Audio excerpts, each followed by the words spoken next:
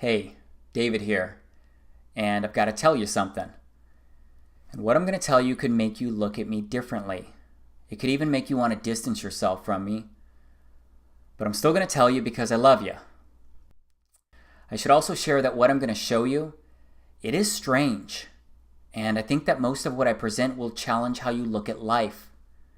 And you should probably also know that this video is infused with my faith in the scriptures and how I believe that His word is truth. But please, I am asking you to watch every single minute of this video, just so that you can look at it all and you can evaluate everything yourself. But I'm more confident about all of this stuff than ever before. And that's why I'm finally showing you this. Because it is not in my best self-interest to be vocal about any of this. Because I've got a pretty solid thing going in life right now. So I kind of look at it like, why would I want to do anything to disrupt that?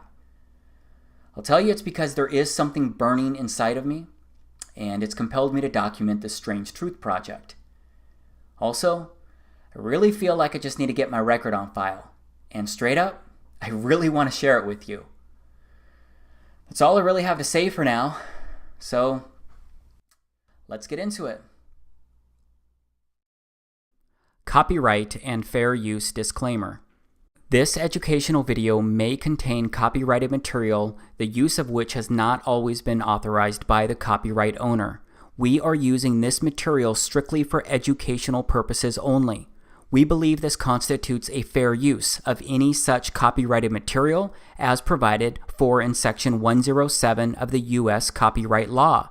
In accordance with Title 17 U.S.C. Section 107, the material used in this video is distributed without profit. The views expressed in this video are solely the views of the creator of this video teaching and not to reflect on the copyrighted material directly. Hashtag TEAMYAHAWASHI.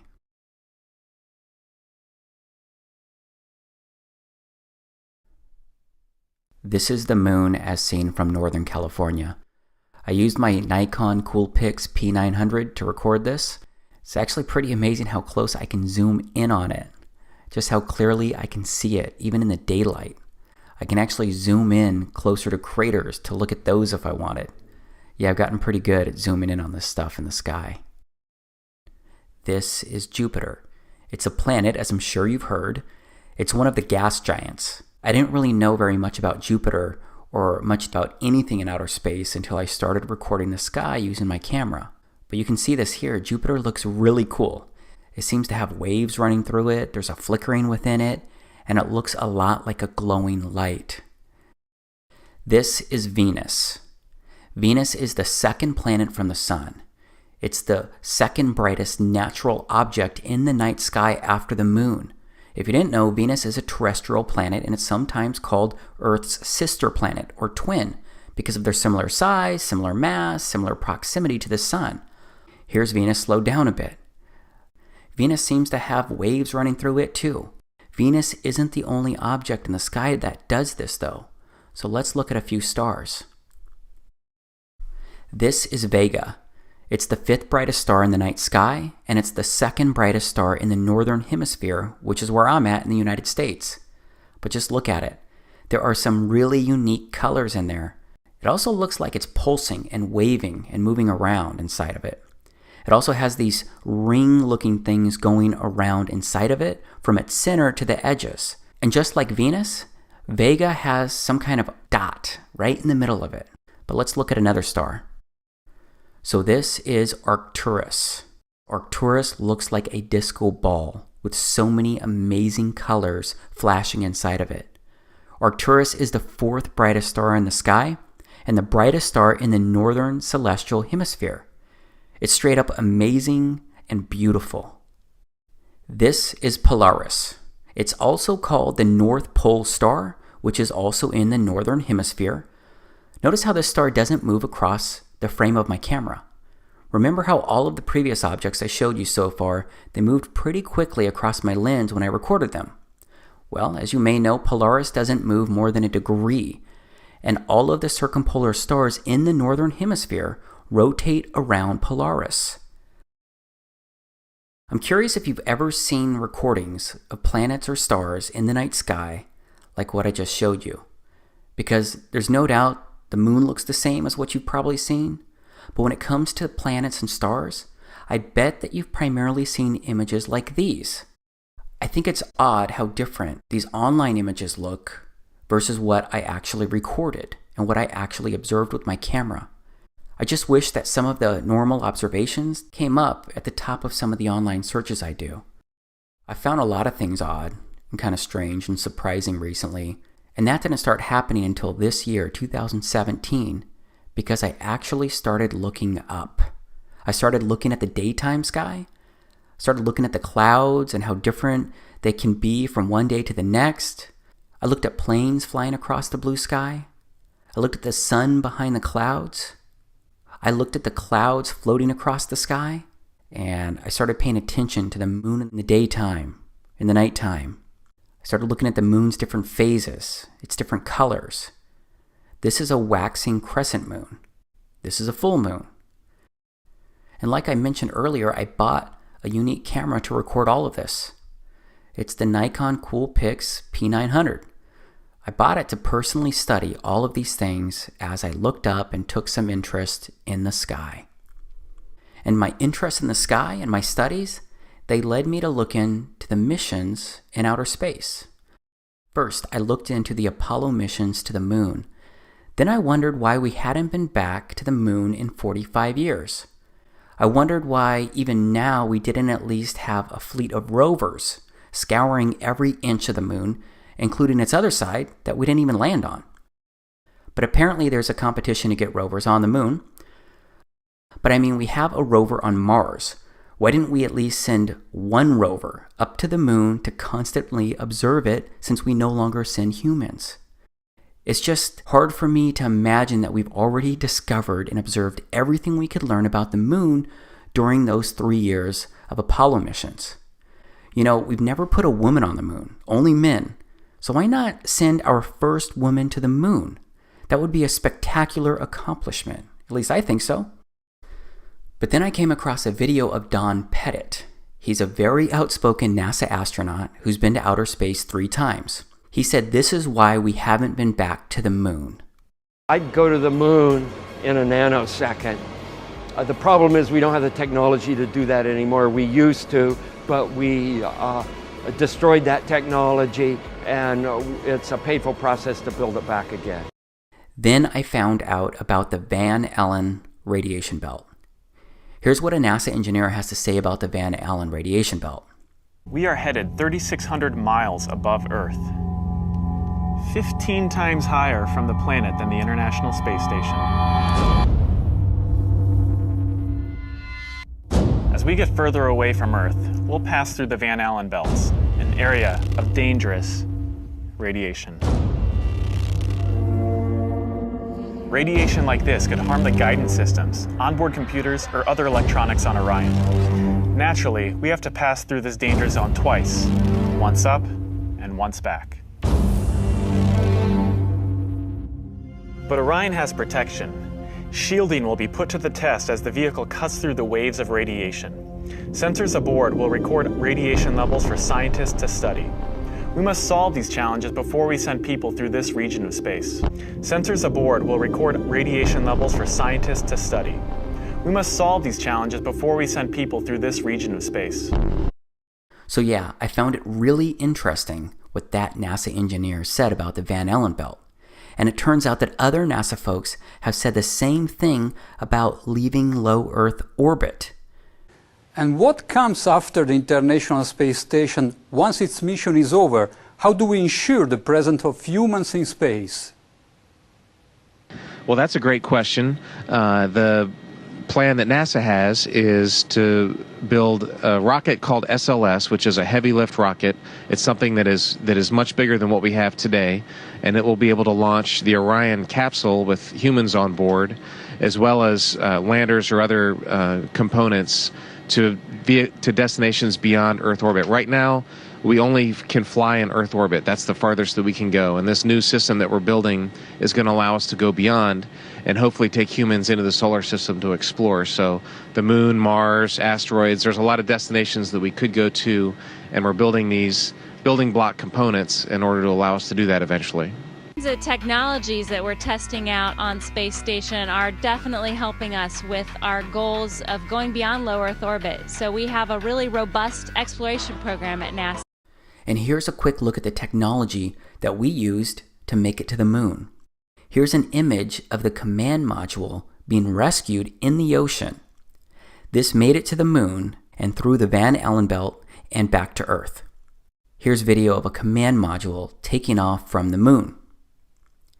Here are some images I downloaded from NASA's website showing the module and a close-up of the technology that we sent to the moon. So yeah, I was surprised to hear about the Van Allen belt because we went to the moon 9 times and sent 12 men during the Apollo missions from December of 1968 to December of 1972. I'm kind of a detail-oriented guy, so I wanted to learn more about all this because while I'm detail-oriented, I'm also pretty cynical and extremely curious about things that don't immediately click. But I got sidetracked during my research because I came across Neil deGrasse Tyson saying something kind of weird. If you didn't know, Neil deGrasse Tyson is an astrophysicist, and he's pretty well known inside the science community. So here's what he said. So you spin, when you spin pizza dough, it kind of flattens out. Yeah. Gets wider in the middle. And so Earth, throughout its life, even when it formed, it was spinning. And it got a little wider at the equator than it does at the poles. So it's not actually a sphere, it's oblate. And officially it's an oblate spheroid. That's what we call it. But not only that, it's slightly wider below the equator than above the equator.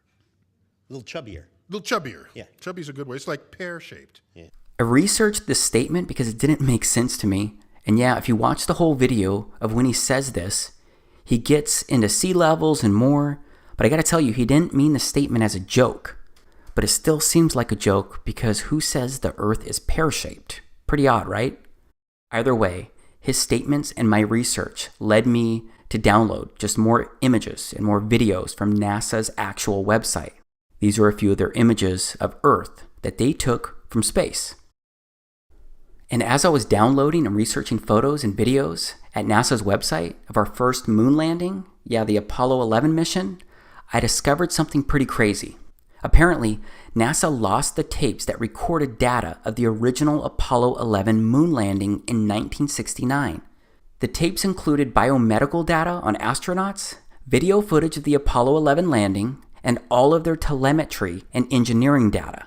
But based on everything I can research, it seems that NASA actually lost not just the Apollo 11 telemetry data, but NASA lost all of the telemetry data from all of the Apollo missions that landed on the moon.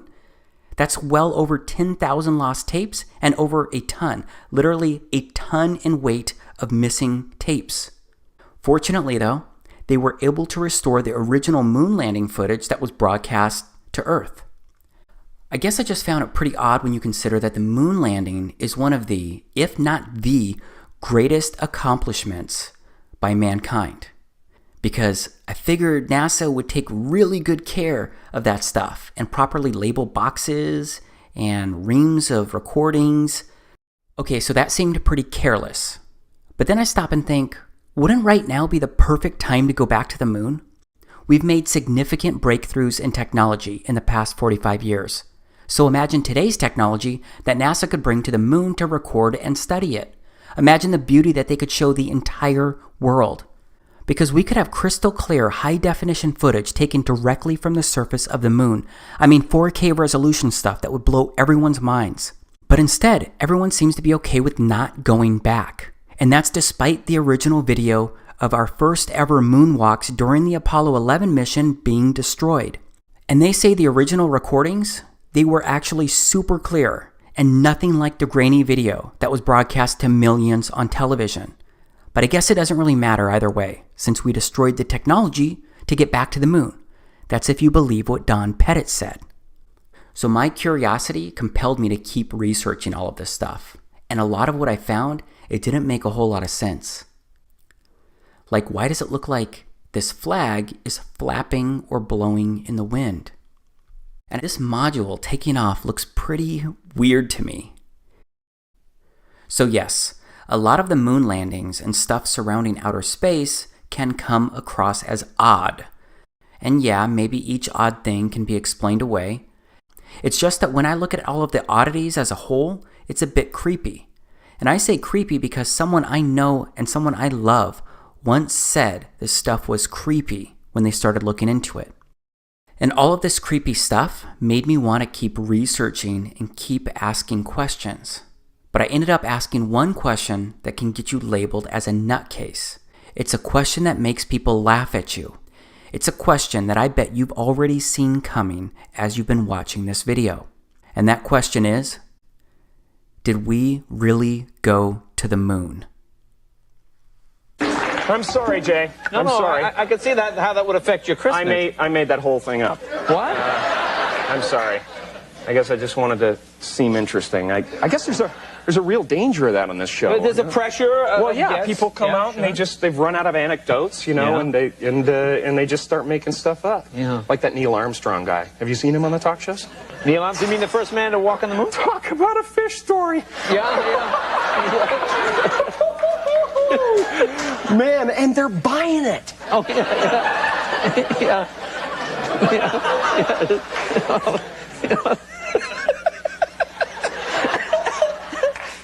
Yep, we all know that people get labeled crazy or get called conspiracy theorists for questioning the Apollo missions or if we ever went to the moon. But please stay with me here, okay?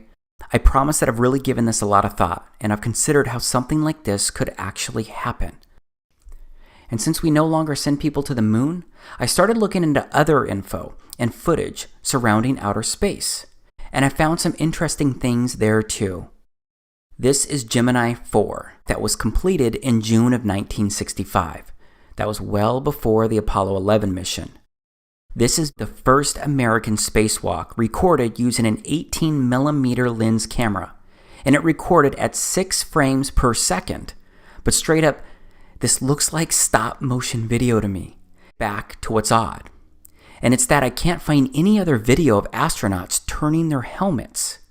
A turning helmet appears to be only happening during this first ever spacewalk. Because the thing is that my research showed that the helmets couldn't turn or swivel because they're fixed to an airtight ring base. And once the suit is pressurized, it all becomes extremely stiff. And I don't see the helmet turning again in any of the video for this spacewalk or any others. But there's a lot of footage available that's been taken from the International Space Station, the ISS. This is it here. Of course, a lot of live interviews and videos have been done and recorded from the ISS, and that's resulted in a lot of footage to look at. First, and this one's just kind of really funny to me, it turns out that there's a lot of weird-looking hair on the space station. It's like the hair is gelled or hairsprayed up, like straight up, and it's not supposed to move. Why not just let it flow and showcase its weightlessness? Maybe it would get in the way, but there are also ponytails and such, right? You look like you're in a studio, maybe in Omaha, Nebraska or something. The shot is so clear. Is this a hoax? Are you really in space still? See the hair? Okay, this is a good place to freeze for a moment and transition, because things go from questioning weird hair to deeper levels of strange. See the hair? I don't know. We're going to have to do something for you. Yeah.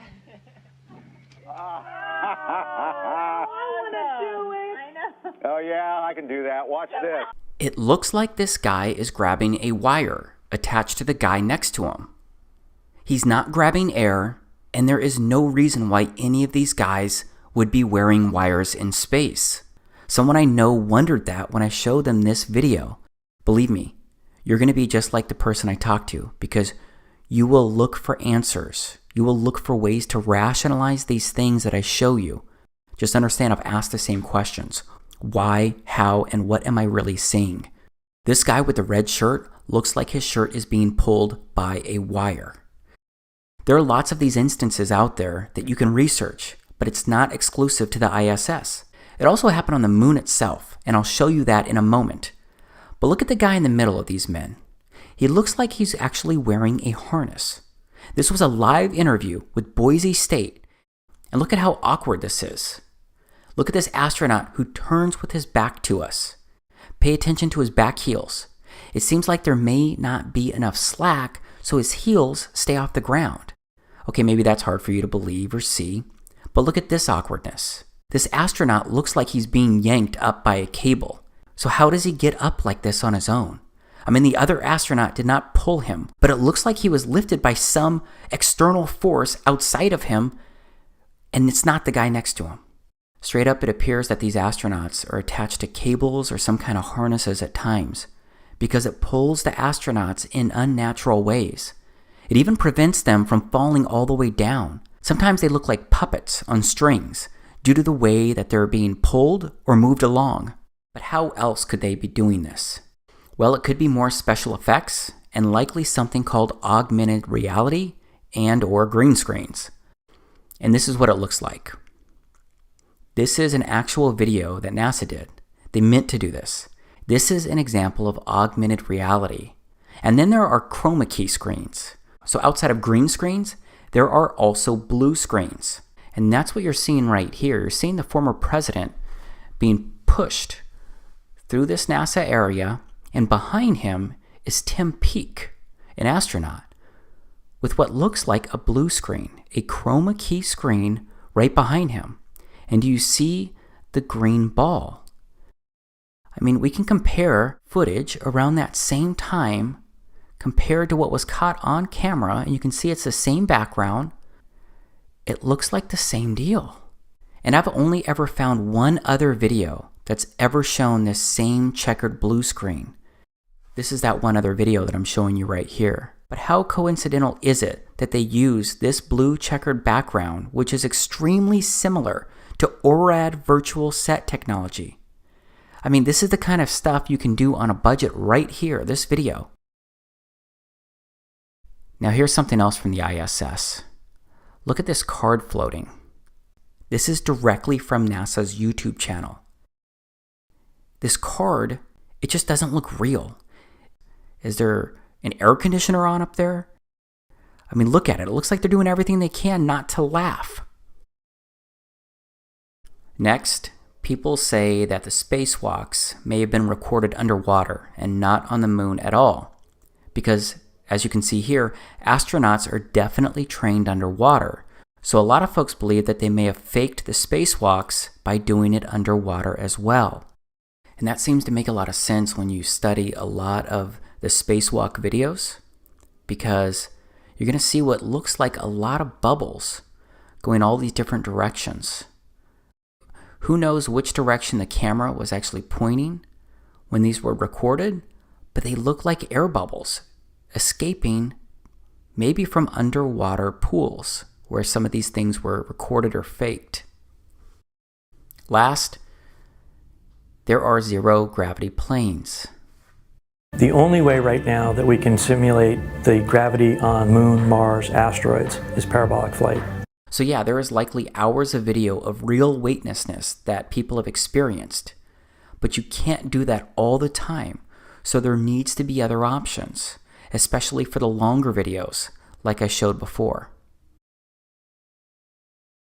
Okay, this is a time-lapse video of Earth recorded from the ISS, but I want to step off the space station right now.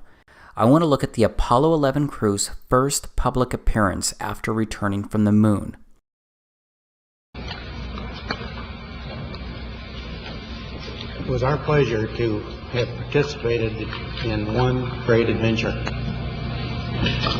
It's an adventure that took place not just in the month of July, but rather one that took place in the last decade. We all here and the people listening in today had the opportunity to share that adventure over its developing and unfolding in the past months and years.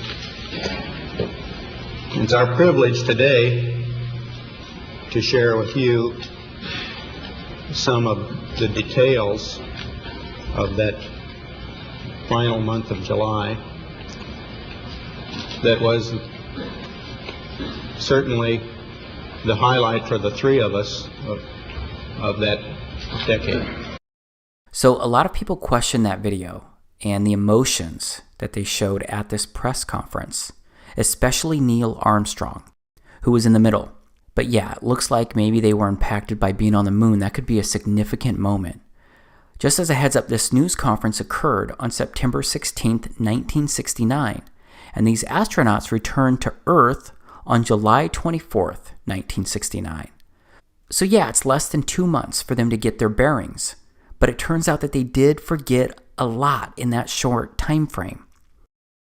When you looked up at the sky, could you actually see the stars and the solar corona in spite of the glare? We were never able to see stars from the lunar surface or on the daylight side of the moon by eye without looking through the optics.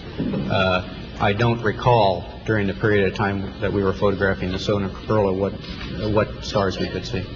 I can't imagine that he was debriefed and that kind of question wasn't asked. What he saw, what he felt, what he experienced while on the moon. And now listen to Mike Collins, who was sitting to the left of Neil Armstrong. I don't remember seeing any. Neil, you were a little bit concerned, you said about... So now Mike doesn't remember seeing any stars either. We have to remember that the reporter asked about them looking up at the sky and if they could see the stars based on the circumstances.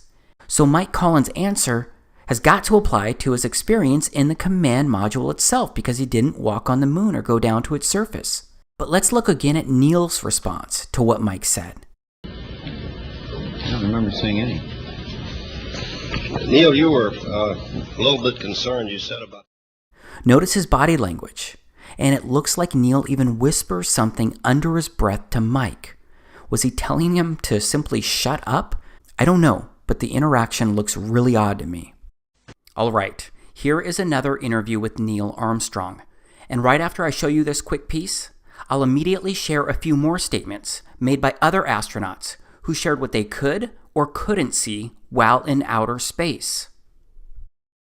Mr. Armstrong, I do realize that when you were on the moon, you had very little time for gazing upwards. But could you tell us something about what the sky actually looks like from the moon, the sun, the earth, the stars, if any, and so on? The sky is a deep black when viewed from the moon, as it is when viewed from cislunar space, the space between the Earth and the moon. The Earth is the only visible object other than the sun that can be seen, although there have been some reports of seeing planets. I myself did not see planets from the surface, but I suspect they might be visible.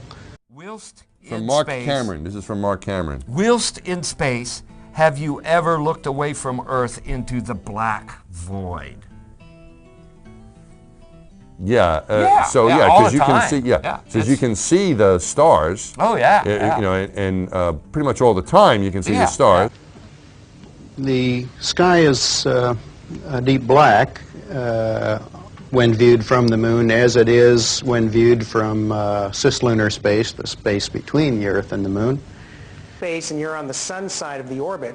The sunlight washes out all the starlight, so you can't see any stars, just like here on Earth. There's all the stars there, and the cool thing is about it, you can see it during the day. Yeah, you can, and there's more than stars. You can see planets. You can see moons. You see the gas Magellan clouds of the you Milky Way see galaxy. the Magellan. Pretty much all the time you can see the stars. Then when you look out into deep space away from the sun, it's the darkest black you can imagine. So this black space you're looking at on your screen right now could or couldn't be what you see when viewing outer space from outer space. I guess you have to go to outer space or walk on the moon to confirm this truth for yourself. But I'm going to stay focused on the objects in outer space because I want to ask why the images of stars and planets taken by satellites in space look so different to what I actually observe with my camera. Here's Venus again, as seen through my Nikon P900. Here's Arcturus again. Here's Vega again. Here's another star, Antares. It looks pretty cool too. I showed you my online research earlier, except I can't find any video of these amazing stars or planets that were taken by NASA. Now we're looking at NASA's website. From 1 million miles away, NASA camera shows moon crossing face of Earth. It says a NASA camera aboard the Deep Space Climate Observatory Discover captured a unique view of the moon as it moved in front of the sunlit side of the Earth last month. The series of test images shows the fully illuminated dark side of the moon that is never visible from Earth. The images were captured by NASA's Earth Polychromatic Imaging Camera, EPIC, a 4-megapixel CCD camera and telescope on the Discover satellite orbiting 1 million miles from Earth. First off, that looks very similar to the same side of the moon that I look at. Be interested to know if it's identical. But here below it says this animation features actual satellite images of the far side of the moon, illuminated by the sun, as it crosses between the Discover spacecraft's Earth Polychromatic Imaging Camera EPIC and telescope. This is supposed to be the moon passing the Earth from 1 million miles away.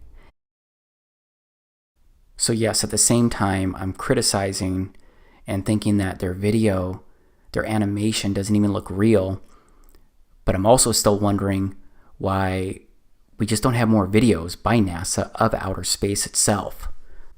But there are some recordings out there. There's the Cassini spacecraft out there near Saturn that recently plunged into Saturn. And then there is the Juno spacecraft observing Jupiter. But I'm sorry, all of these look like CGI images to me. They just don't look real. So these spacecraft are satellites, right? What about satellites in general? I looked up satellites online, and the satellites are all CGI or fake-looking images when I search them. That doesn't prove anything, but it's another place where primarily CGI images are found when you start researching this kind of stuff. And I do think there's a lot more CGI out there because there's more stuff that just doesn't seem right when you start looking into it. Like the SpaceX missions. These are landings recorded by SpaceX and published by them. This is CRS-6. This is CRS-8. This is CRS-10. This is CRS-11. Again, this just doesn't look real to me. And how can a rocket steer a landing like this? These rockets are like huge, massive, heavy sticks. Except they can rocket to the ground in reverse. They can take off right, re-enter, flip around, and come to the ground in reverse and land with this kind of crazy precision using these tiny little fins. They're not even fins. They don't have wings. So yeah, this is a lot that I'm showing you, a lot that I'm asking you to question. But that's because there's a rabbit hole of random things that just don't make sense. And they don't look real. And then there is a film positioning itself as a documentary called A Funny Thing Happened on the Way to the Moon. And while it looks like there's some disinformation in this video, it does address a few things that kind of make you think twice. It does seem to address some valid questions. Here's some video from it. The cost of the 3 moon rovers in 21st century currency? Nearly $60 million each, though they had fewer parts than a Jeep. Where was all this money going? Then there's the flag, blowing in the wind, at least twice, on the atmosphereless moon. Here the editor cuts to a still shot of the flag, just as the effect becomes noticeable. Here it is unchecked. This rare clip, attained decades ago, was never re-released with the inevitable increase in experience and scrutiny. To demonstrate 1/6 gravity, a bouncy, floaty feel to the astronauts' movements would be similarly achieved with relative simplicity. Slow motion. You are viewing the scenes as they aired more than 30 years ago. Now let's look at them with the speed doubled. It becomes discernible that they are, in fact, in Earth's gravity, and are no more leaving the ground than they would on Earth. It is clear from these rarely seen colour television pictures that the crew of Apollo 11 brought a high-resolution colour video camera with them on their mission. Yet the only pictures broadcast live from the moon's surface were these from a low-definition black and white camera. In fact, the networks complained because in addition to this, they were forced to shoot the images, second generation, off of a projection TV of the technology of 30 years ago, and were not even allowed to take a direct feed, which further degraded the quality and clarity of the images. Perhaps this was precisely what NASA and the federal government had in mind. After all, it was a first, regardless of where they were. Better to open up their debut mission with fuzzy pictures and numerous blackouts, rather than show too much revealing detail of a false scene that was yet unproven. And finally, the element that seals their fate. Of all the footage of Apollo 11 requested from NASA over a 5-year period, one gem was discovered just before the completion of this documentary. An old reel received by mistake. It contains the raw or unedited footage of the crew of Apollo 11, Michael Collins, Edwin Aldrin Jr. and Neil Armstrong, staging part of their mission for nearly an hour in living color, with exceptionally clear behind-the-scenes audio of conversations discussing the techniques used to achieve a disingenuous picture depicting the Earth at a distance, in order to falsely demonstrate their far journey from it and their ability to survive passing through the Van Allen radiation belts.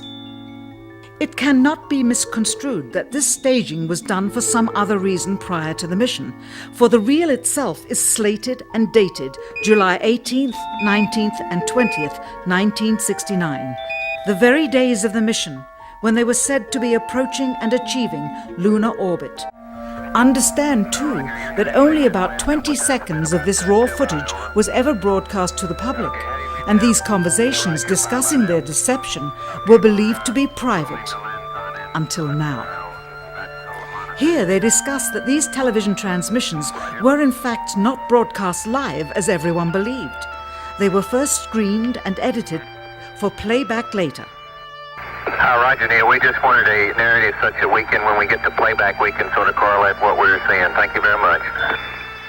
Here they discuss the fact that they have turned out the lights and have blocked out sunlight from entering the spacecraft through the other windows, as to not cause any reflected light to fall onto the spacecraft's wall in the foreground. Okay, very good. Well, we shut out the sun coming in some of the other windows into the spacecraft, so it's looking through the number one window, and there isn't any reflected light.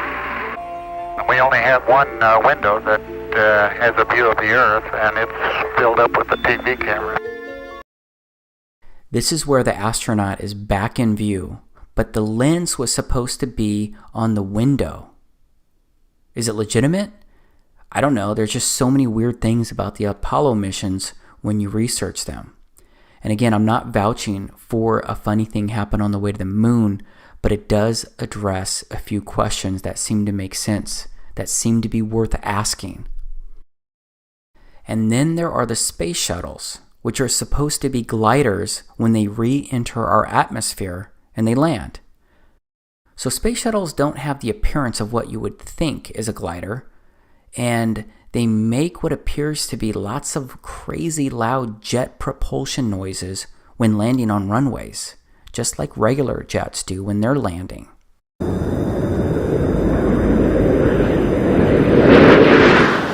Commander Charlie, Bob flaring up the shuttle's nose for landing, and so you can see the main gear of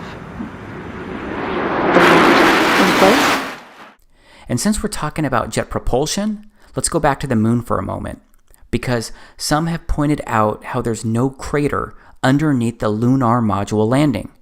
The jet propulsion would have likely created a crater, or at least some type of big marking from its landing. There isn't any dust anywhere though, not even on the legs or feet of the module. I would think that some kind of dust or rocks should have been blown around from the lunar module landing on the moon. Keep in mind that the module had a 10,000-pound thrust engine, except it seems to have left no disturbance underneath it. Also, Neil Armstrong is sitting on top of that engine when it's initially landing on the moon, but he's heard clear as day when they're landing. 60 seconds. Lights on.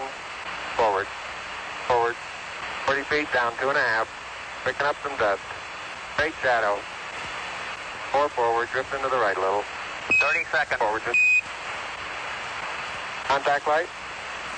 Okay, engine stop. We copy you down, Eagle. Houston, Tranquility Base here. The Eagle has landed. There just seems to be so many questionable circumstances involving NASA. And yeah, this next one, I'm talking about the Space Shuttle Challenger of 1986 that exploded soon after takeoff. And please know that I'm taking this one carefully but seriously, because this one involves life and death. I just believe there are enough intriguing questions about the crew members on that exploding ship to touch on it here.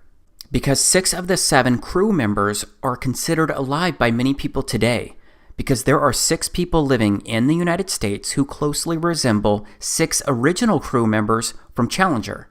The Challenger's commander was Francis Richard Scobie. Today there's a Richard Scobie who is CEO of a Chicago marketing company. These guys have some eerily similar features, like the same kind of wide-set eyes that both seem to be tilted in their corners. The pilot was Michael J. Smith, and there's another Michael J. Smith living today, a professor, and they seem to look the same. Same smiles, it looks like the same teeth inside those smiles, both have blue eyes, and more. One of the mission specialists was Ronald McNair. It turns out that he has a brother named Carl, who's living today, and they look like they could be twin brothers. Another mission specialist was Ellison Onizuka. He also has a lookalike brother still alive today, and his brother's name is Claude. Another mission specialist was Judith Resnick, and there's a Yale law professor with similar features and identical name living today. And then there was the teacher Sharon Krista McAuliffe. Well, there is a Syracuse professor named Sharon A. McAuliffe who looks a lot like the original crew member with the same first name and last name. Again, I do not take sharing this information lightly, because it is a serious thing when you question if people may have really died. So I don't know about this for sure. I just know that the odds seem pretty crazy that 6 of the 7 crew members have people living today with appropriately similar ages, nearly identical names, and strikingly similar features. And what about the fact that we're now planning to send humans to Mars, and we want to colonize it? So forget about inhabiting the moon, which would be way easier because it's way closer and we've already put people on the moon, but instead let's go inhabit Mars, which is much further away and way harder to get to. So everything I've shared so far, to me it's really bizarre and odd. Much of it doesn't add up, if you ask me, but still, many of you will find explanations. There's a lot of info out there, but based on what my eyes have seen, based on using my own personal logic, even if I wanted to eliminate half of the things I just showed you as untrue, I simply can't explain away the other half as untrue, because there is too much that just doesn't make sense in my head. But after looking over all of the information and evidence surrounding our explorations into outer space, the moon landings, and what science teaches me about it all, based on what I can actually observe and prove myself, I'm now at the point where I don't believe we ever went to the moon. I don't believe we've gone to outer space in the way that they tell us. I don't believe an International Space Station is orbiting the Earth. I don't believe it's possible. And there are many more extremely compelling reasons why I believe this, beyond the limited information that I've presented so far here. Of course, I promise to show you much more here, but I want to pause before moving on, because this information may be new to you, and that can make it hard to believe or even consider. You may be laughing at me right now, or wondering when Dave lost his mind and went full conspiracy theorist. I used to think that it was crazy before I started researching all of this. But what if it was possible? What if what you've been told was not the truth? Or maybe it was full of half-truths? Would it be the first time that someone lied to you? Would it be the first time that your government lied to you? It's easy for me to say that, especially when you may be thinking the opposite. But no matter what, I'm the one making these claims, so I need to present more information to show how all of the pieces could fit. So please just stay with me here, because we've barely touched the first layer of how odd and bizarre things may really be.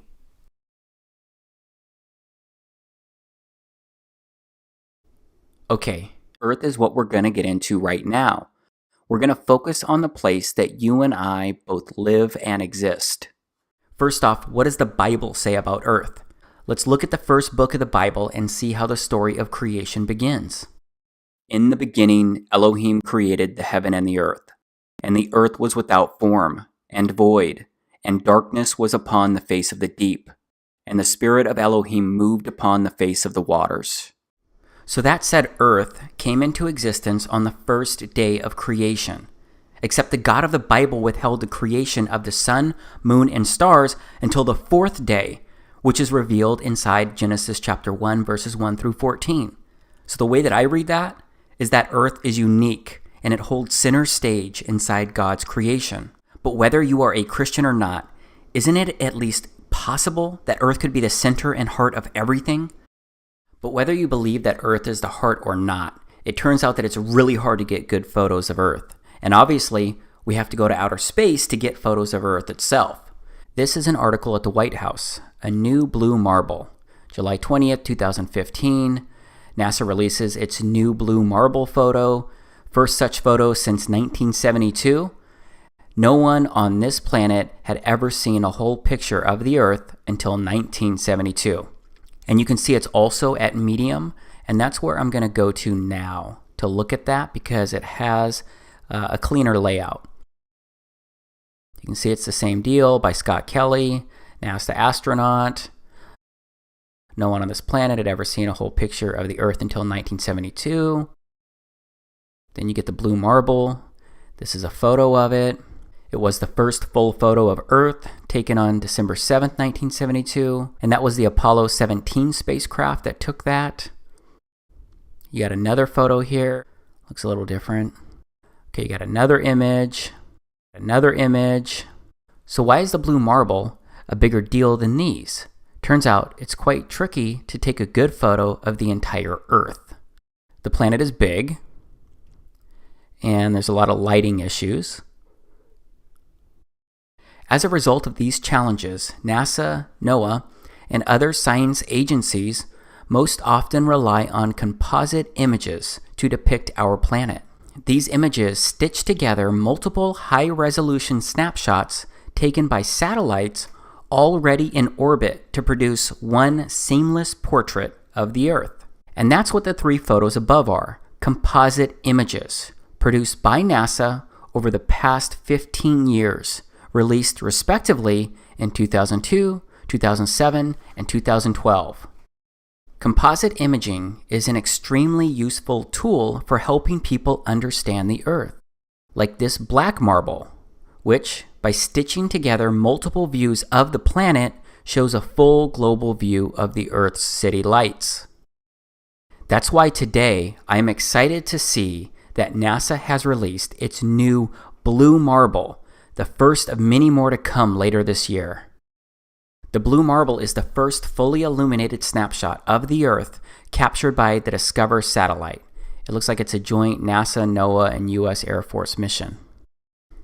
And there's a guy who's famous for doing these composite images and manipulating data and putting it all together. And this is the guy right here. This is from NASA's website. It's an interview. Data visualizer and designer Robert Simon. And they ask him, what do you do? And what is most interesting about your role here at Goddard?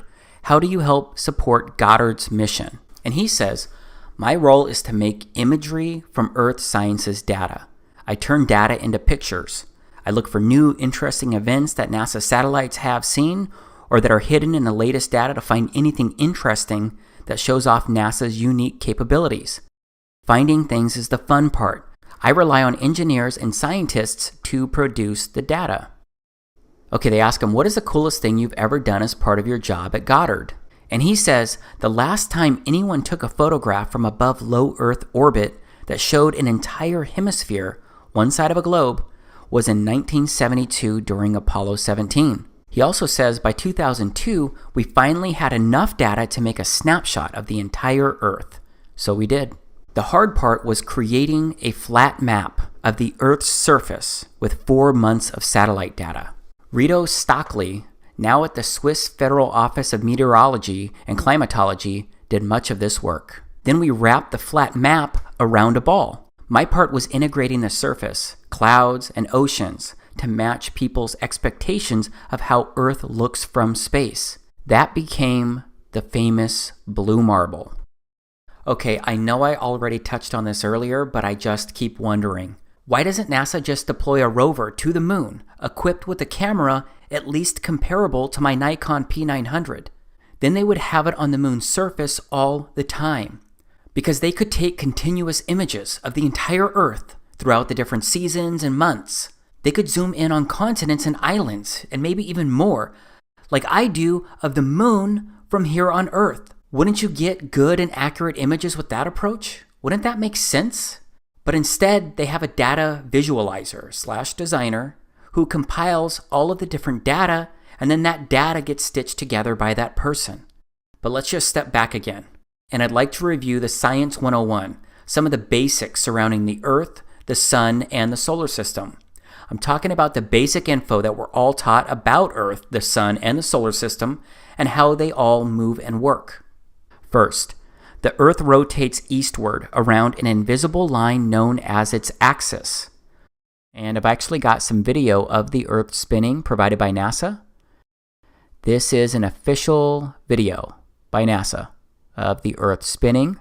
It was captured over a 25-hour period. It is really, really hard to see any of the continents in this video. I guess it was just too cloudy for those 25 hours. Okay, now I'm looking at live science. How fast does Earth move? As passengers on Earth, we are all carried around the sun at a mean velocity of 66,600 miles per hour. Add that dizzying notion to the fact that we are spinning at the equator at a 1,000 miles per hour clip, an action that causes the planet to bulge outward. Of course, these velocities are relative to the sun and to the poles, respectively. Okay, how fast is Earth moving? Let's look at that again. As an Earthling, it's easy to believe that we're standing still. After all, we don't feel any movement in our surroundings. But when you look at the sky, you see evidence that we are moving. Okay, how fast are we spinning? I just went through this, but it's interesting to see another source, and it talks about, depending on where you're located, right? Sun and galaxy move too. To blow your mind even more, the sun has an orbit of its own in the Milky Way. The sun is about 25,000 light years from the center of the galaxy, and the Milky Way is thought to be about 100,000 light years across. We are thought to be about halfway out from the center, according to Stanford University. The sun and the solar system appear to be moving at 200 kilometers per second, or at an average speed of over 500,000 miles per hour. The Milky Way too moves in space relative to the other galaxies. In about 4 billion years, the Milky Way will collide with its nearest neighbor, the Andromeda Galaxy. Everything in the universe is therefore in motion. Now let's go back to the Live Science article. How fast does Earth move? Let's touch on the velocities and why we don't feel them. The reason we don't feel the rush is the same we aren't pinned to our seats while in an airplane moving at a constant speed. Velocity can only be measured with reference to another object moving at a different velocity, and we cannot feel velocity while in a constant frame of reference. This is why it might be news to you that our entire solar system is whizzing around the center of our galaxy at a fairly inconceivable, it's over 500,000 miles per hour. The galaxy is also moving with respect to other galaxies in the universe. And for all we know, the whole universe is moving, but now we're getting into great unknowns. Okay, so I just went over a lot of numbers, but it's all basic stuff. But that's pretty fast, right? I do think that it's kind of odd that we don't feel any of that spinning or rotation. I think these speeds are mind-blowing when you try and wrap your head around them or even imagine them. Here's a snapshot of someone's visual representation of what the solar system is doing according to the science and the speeds that I just shared. I think it's pretty wild when you just stop and look at this and think about it, because we're just flying through space. We're just a big rock moving around with other big objects. I do find it interesting that we're taught all of this as fact, except there are a lot of great unknowns. And all we have are primarily CGI videos and composite images to look at and review. And if you aren't picking up what I'm putting down, then let me be really blunt here. I don't believe this visual representation is accurate. I believe something else could be true. And it's all based on the foundation that we never went to the moon. It's all based on the belief that we have not explored outer space. Because I do not think outer space exists as we've been taught. As a result, I believe something else when it comes to Earth, this place that we live on. And now it's time for me to share what I believe. It's something that may compel you to give me a hat made out of tinfoil. This may also compel you to laugh at me again, maybe even more than when I shared my belief that we've never been to the moon. My statement may compel you to shut off this video right now, but please, I am asking you to just keep watching until the end of it. And yes, I recognize that this is going to sound very out there when you hear me say it. You're going to ask a lot of questions immediately. You're going to wonder what my claim would look like if it was true or even possible. But if you know me, you know that I am an over-researcher. You know that I'm the kind of guy who needs to understand how all of the pieces fit. So please, just know that I will begin to help make sense of it all and share lots of information immediately after I make my statement, or better yet, after I pose my question. Okay, here is my question. What if the Earth was flat? No, I am not kidding. Most people imagine something like this when they hear flat Earth. But my research shows it's nothing like this here, because there's no edge that people can fall off. It doesn't really look different than anywhere you've ever visited on the Earth. Again, I know this is an out there statement, but I promise I will provide detailed information on how this could work and what it could look like. I'll also share a map with a full breakdown. But before I go there, I need to go over some really important reasons why the spinning globe Earth model that we've been taught has issues. It may be stuff that you've questioned before, and it probably includes stuff you haven't considered. Yes, we're looking at this again. For all of my fellow Christians, just think about this visual representation in regards to the story of creation, and consider how just moments ago I shared Genesis 1 and how Earth came into existence on the first day of creation. I mentioned how the God of the Bible withheld the creation of the sun, moon, and stars until the fourth day. So if Yahawah created the sun on the fourth day, then what was the Earth rotating around for 3 days prior? Well, maybe Earth is special. And like I mentioned moments ago, it holds center stage in God's creation. And maybe Earth is not moving or rotating around the sun. Now let's keep this visual representation of the solar system in mind as I share some more important information, and it's related to the sky and what we can actually observe. So again, we know that there is a North Pole star. It's called Polaris, Alpha Ursae Minoris. Remember, this is what Polaris actually looks like. And remember, it doesn't move across the sky. It just stays there. And all of the stars in the northern hemisphere rotate counterclockwise around this star. But remember that the Earth rotates on its axis. And its axis runs from the North Pole star, Polaris, all the way down to the South Pole star, also known as Polaris Australis or Sigma Octantis. But I'm not sure many people think about these North and South Pole stars and how they work in relation to the Earth. Because just like the stars and planets rotate counterclockwise around the North Pole star in the northern hemisphere, the stars and all the planets actually rotate clockwise around the South Pole star in the southern hemisphere. These are long exposure shots that were taken by YouTuber Kofu72, and he did it by having a photo taken every 30 seconds. And it took an hour and a half of recorded shots to create just 10 seconds of Southern Star Trail video. So we have stars and planets rotating counterclockwise around the North Pole star. And we also have stars and planets rotating clockwise around the South Pole star. Except Earth and our solar system is supposed to be flying through space like this. But the North Pole star never moves above the Earth, and all the stars rotate around it. And the South Pole star stays in place below the Earth, and all the stars rotate around it the opposite direction down there. That's what the North and Southern star trails show us, and that's what we can actually observe when standing on Earth. So this makes me wonder, why do the stars that we can see in the northern and southern hemispheres stay aligned with the Earth as it spins? Why does everything in the sky, outside of the sun, moon, and wandering stars, why does everything else stay fixed on us and rotate around us from two very specific points on Earth? Well, I believe it's because we're special and we're the heart of everything. Straight up, I believe we've been told many untruths, and very shortly I'm going to show you how I believe all of this could actually work. Because isn't it strange that you feel none, I mean none, of the Earth's rotation? That's anywhere from 700 to over 1,000 miles per hour. Those are ridiculous speeds and you feel nothing. Or what about the other speeds that are allegedly happening right now? Like the Earth rotating around the sun or the solar system speeding at over 500,000 miles per hour. As humans, we can perceive movement. Our senses tell us when it's happening, even when we're in a car speeding down the highway, or when we're in an airplane, not just during takeoff and landing.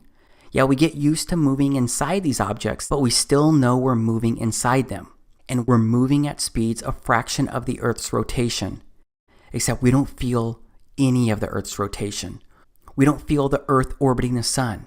We don't feel any speed. We don't feel any movement of the solar system itself. This is important, and many people just brush it off. You may be doing that right now, because again, we're told that we can't feel it because we're moving with the spinning Earth. We're told we're used to it. Yet our senses can and should be trusted, and if we're honest with them, they'll tell us that we're not moving at all. I believe it's that simple, but it's really hard to believe because it's not what we've been told since birth. But what about before birth? What do books that have been around for thousands of years say about all of this? Well, did you know that the scriptures consistently speak of an immovable, established earth? There are a lot of verses that are pretty explicit about this. So let's take a look at some of those verses right now. First, let's look at the beginning of Job 38. This is where Yahawah confronts Job about the way that Job was questioning Yahawah. Then Yahawah answered Job out of the whirlwind and said, "Who is this that darkeneth counsel by words without knowledge? Gird up now thy loins like a man, for I will demand of thee, and answer thou me. Where wast thou when I laid the foundations of the earth? Declare if thou hast understanding. Who hath laid the measures thereof, if thou knowest? Or who hath stretched the line upon it? Whereupon are the foundations thereof fastened? Or who laid the cornerstone thereof? When the morning stars sang together, and all the sons of Elohim shouted for joy? Or who shut up the sea with doors, when it brake forth, as it had issued out of the womb? When I made the cloud the garment thereof, and thick darkness a swaddling band for it, and brake up for it my decreed place, and set bars and doors, and said, Hitherto shalt thou come, but no further, and here shall thy proud waves be stayed. Hast thou commanded the morning since thy days, and caused the dayspring to know his place, that it might take hold of the ends of the earth, that the wicked might be shaken out of it? It is turned as clay to the seal, and they stand as a garment." So Yahawah speaks of foundations, and the foundations of the earth being fastened, and a cornerstone being laid. He speaks of the ends of the earth. Yahawah, the God of the scriptures, basically says to Job, "Who are you to question how anything on earth works when you weren't even there when I created this place?" I gotta say that this feels very similar to today, because it seems like everywhere I look, I see mankind giving explanations about how Earth works and how the solar system works, along with how everything works that actually came into existence around us. And those theories are basically presented as facts. So I think these verses from Job should be deeply considered as I continue, because I'm going to read a few more verses that speak of the earth being fixed and seemingly flat. This is 1 Chronicles 16:30. "Fear before him all the earth. The world also shall be stable, that it be not moved." This is Psalms 93:1. Yahawah reigneth. He is clothed with majesty. Yahawah is clothed with strength. Wherewith he hath girded himself, the world also is established, that it cannot be moved. This is Psalms 96:10. Say among the heathen that Yahawah reigneth. The world also shall be established, that it shall not be moved. He shall judge the people righteously. This is Psalms 104:5. Who laid the foundations of the earth, that it should not be removed forever? This is Psalms 19 verses 4 through 6. Their line has gone out through all the earth, and their words to the end of the world.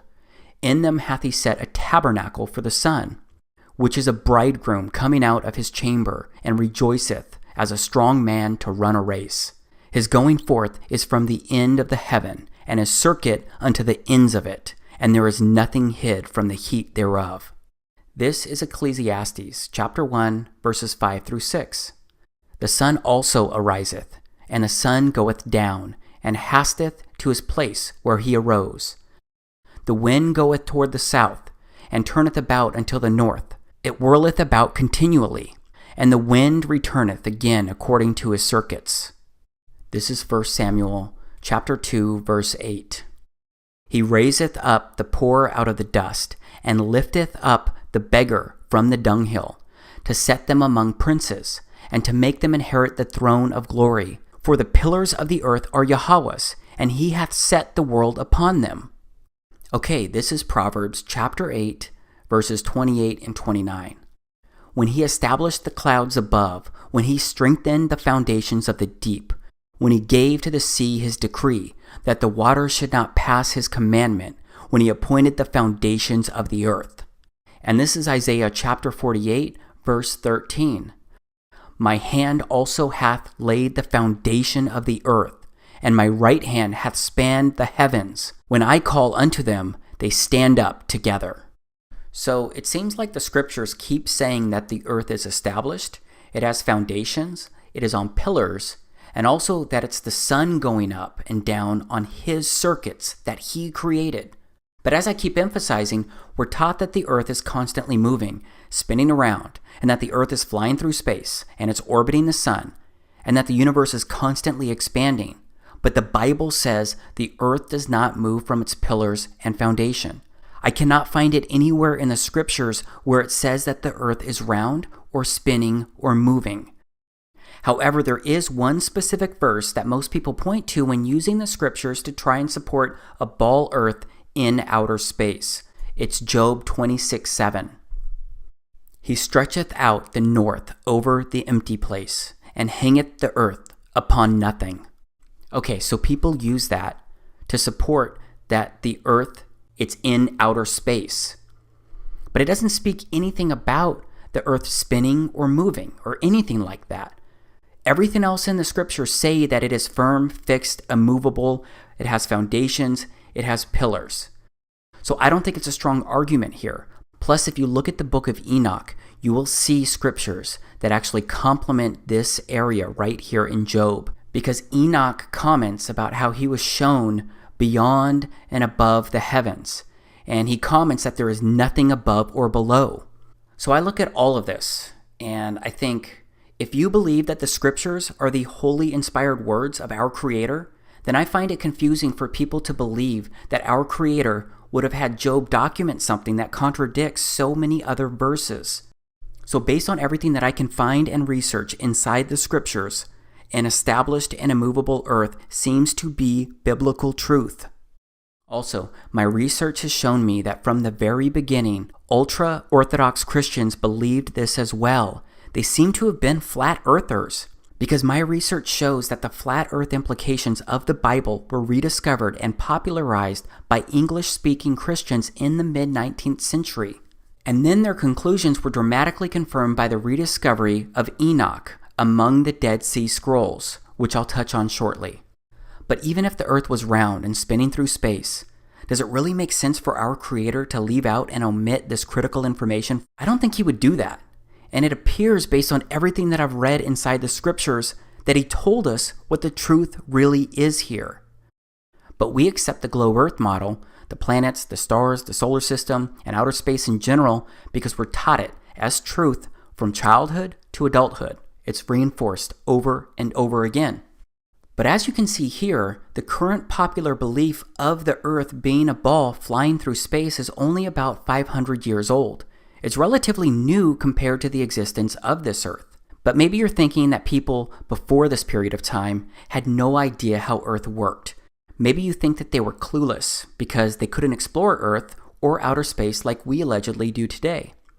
Well, I don't believe that people were ignorant about how this Earth worked or how it was created, because I believe they've been told by Yahawah, our creator. Because there's documentation dating back over 2,000 years. I'm referring to the Dead Sea Scrolls that I mentioned a moment ago. These Dead Sea Scrolls were discovered in 1947 when 11 caves were discovered near the Dead Sea. And these 11 caves ended up containing nearly 1,100 ancient documents, which have been dated to as early as 3rd century BC, before Christ. And these scrolls included fragments from every Old Testament book except for the book of Esther. One of the most common books was Psalms, and there were also some apocryphal books, including the book of Enoch. My point is that these scrolls, over 2,000-year-old documents and scriptures, when they're compared to the verses that we find in the Bible today, they're congruent, and they speak to the exact same thing.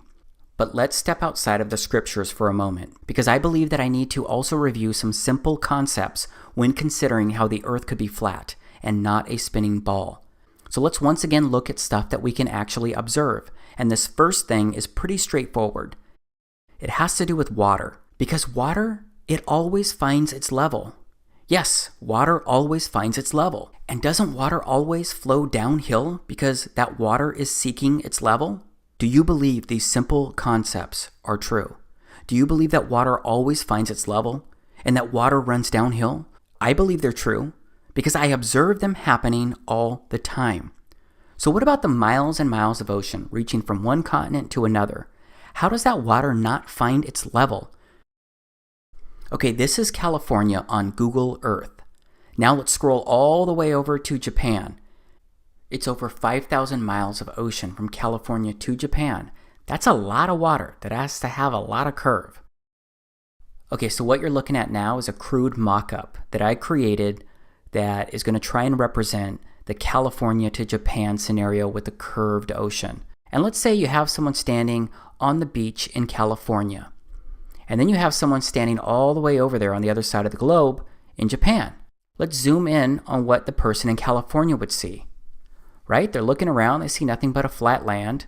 And if they were to use their water level, they would see it's flat. Everything's flat. And then if we looked at the other side with the person standing on Japan, on the edge, looking out into the Pacific Ocean, they could also take their water level and they would see that it's level.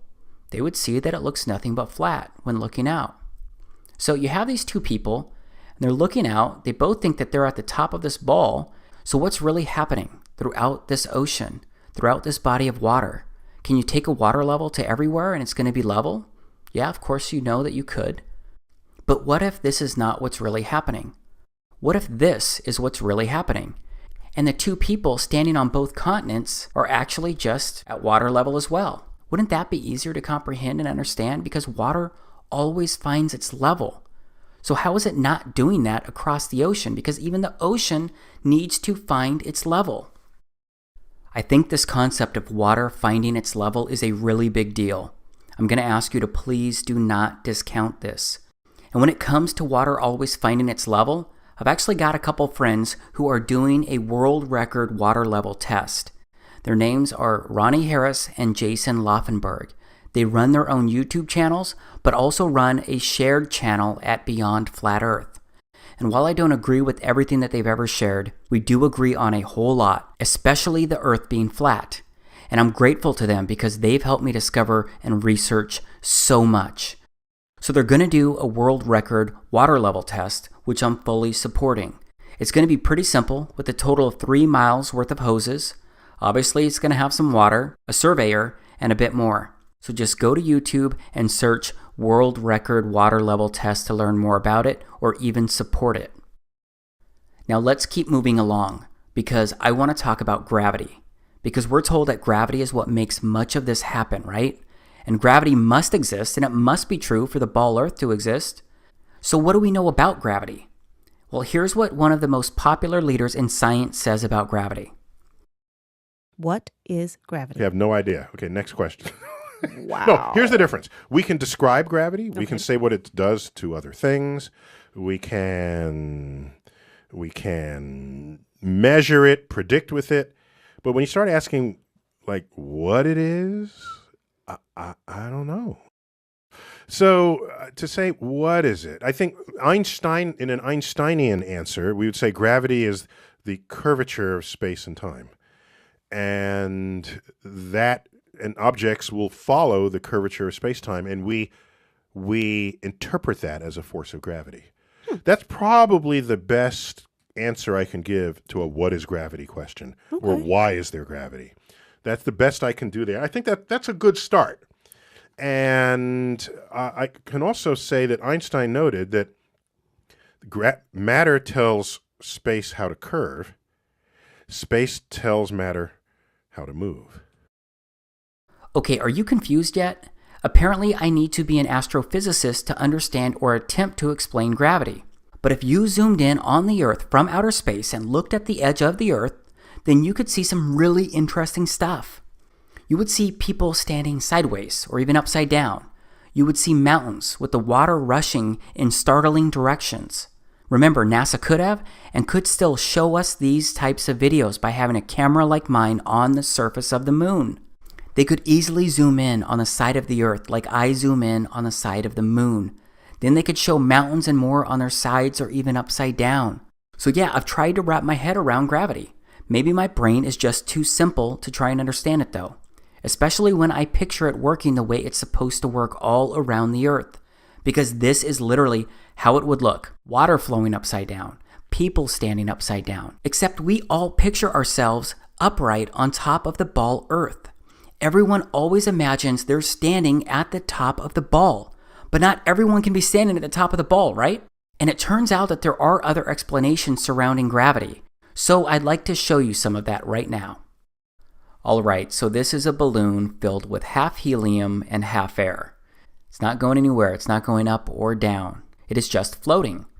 So gravity, it holds people, buildings, and these miles and miles of oceans that I mentioned earlier, all of it gets held to the Earth's surface because of gravity.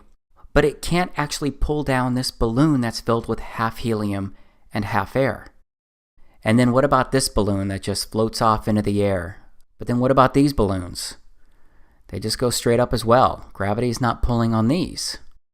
So it seems that gravity is not very consistent. These are a few more examples of things being dropped, obviously into water, and how they're reacting. And then this video continues to actually share how the buoyant force is the opposite of density, and that it's density that causes objects to fall, and not gravity pulling these objects down. Here are some more examples. But let's move beyond gravity for a moment, okay? Because I want to go back to the concept of water always finding its level. When I was going over this earlier, I basically said that there's no curvature on Earth. And I bet that that curvature is not something you have actually observed using your own eyes. But it's something that we're supposed to believe exists because we've all been told it's there.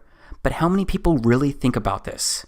So where can you see the curvature of the Earth? You should be able to detect the curvature of the Earth from an aeroplane at a cruising height of around 35,000 feet.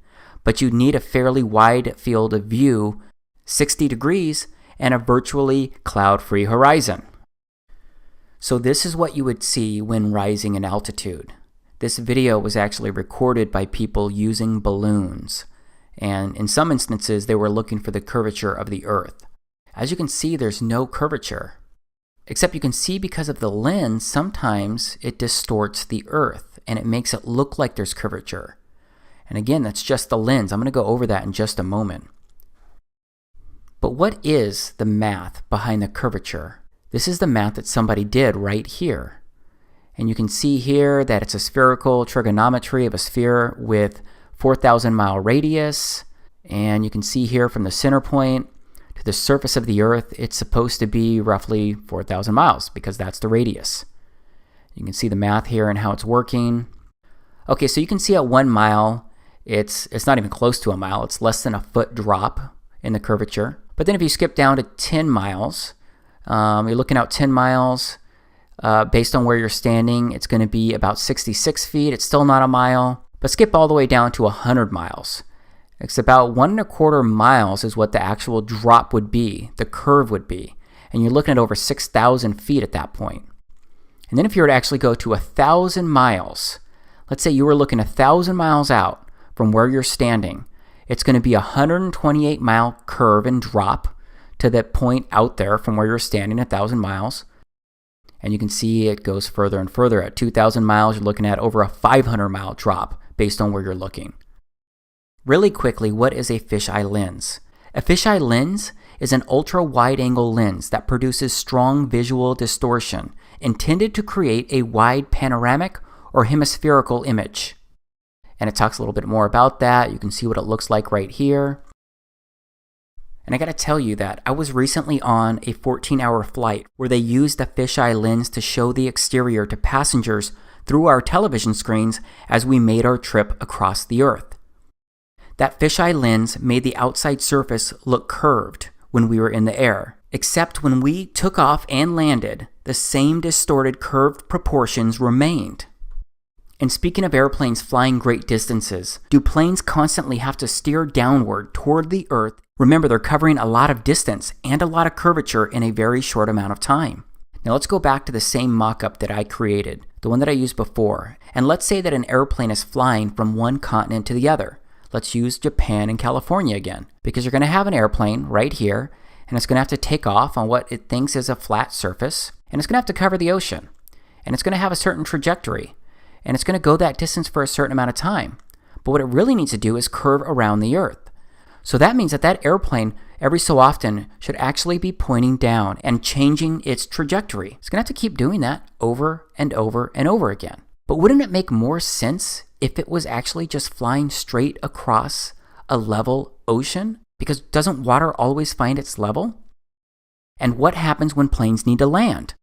Let's look at another quick mock-up, because keep in mind that the Earth is rotating as airplanes are flying.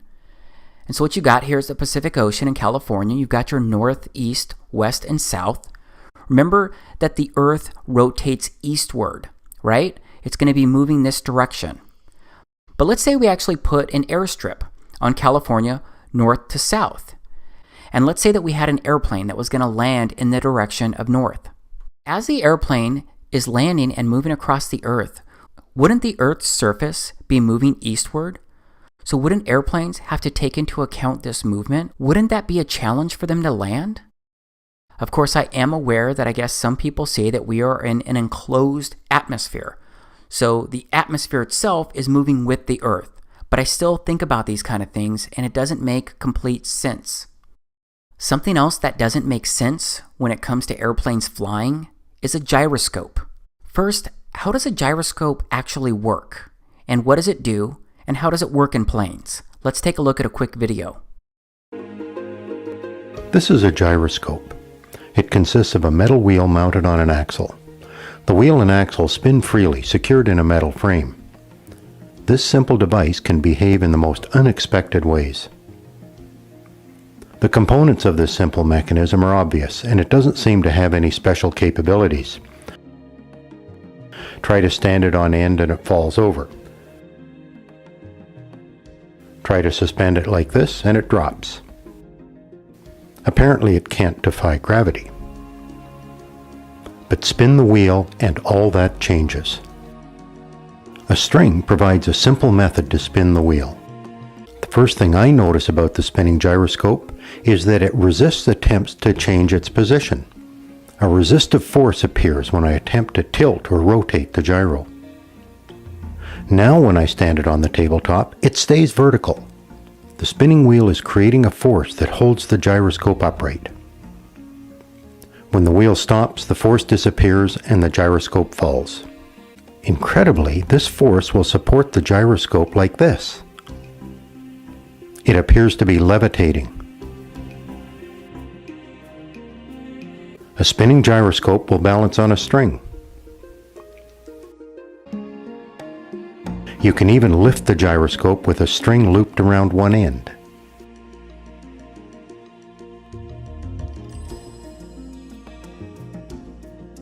This interesting behavior is difficult to explain. Physicists have determined that a rotating wheel has angular momentum, similar to the momentum that a stone flying through the air has. To change the direction of the stone requires a force. Similarly, changing the orientation of the rotating wheel requires force. The spinning wheel prefers to stay oriented as it is, and it resists any attempt to change that orientation. The fact that gyroscopes will maintain a particular orientation in space is very useful. In modern aircraft, an inertial guidance system uses spinning gyroscopes to monitor and control the orientation of the aircraft. The gyroscope is suspended in a special cage that allows it to maintain its orientation independent of the aircraft's position.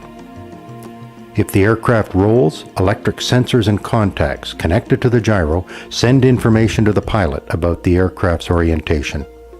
Now let's go back to my previous example of flying from Japan to California and consider a couple other items. Remember, it's over 5,000 miles of ocean from Japan to California.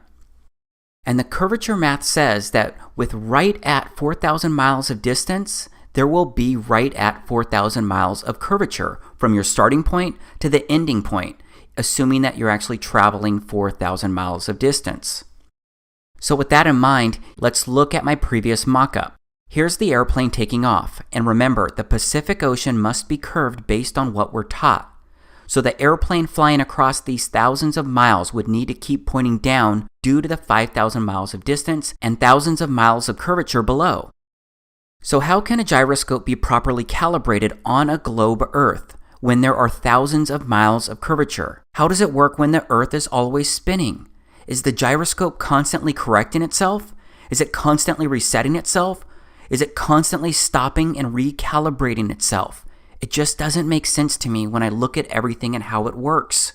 And here's something interesting that I found at NASA's website. It's a NASA reference publication from the late 1980s about the derivation and definition of a linear aircraft model. Let's go through this. There's a lot of math, but toward the end on page 30, the first sentence in the concluding remarks say, "This report derives and defines a set of linearized system matrices of a rigid aircraft of constant mass, flying in a stationary atmosphere over a flat, non-rotating Earth." I gotta ask, why would this exist if we're supposed to be on a spinning ball? NASA had already been to the moon several times and explored outer space in many ways by the 1980s. So why would they need documentation talking anything about a stationary atmosphere and a flat, non-rotating Earth? I just don't get it. And of course, I understand that this does not prove anything by itself.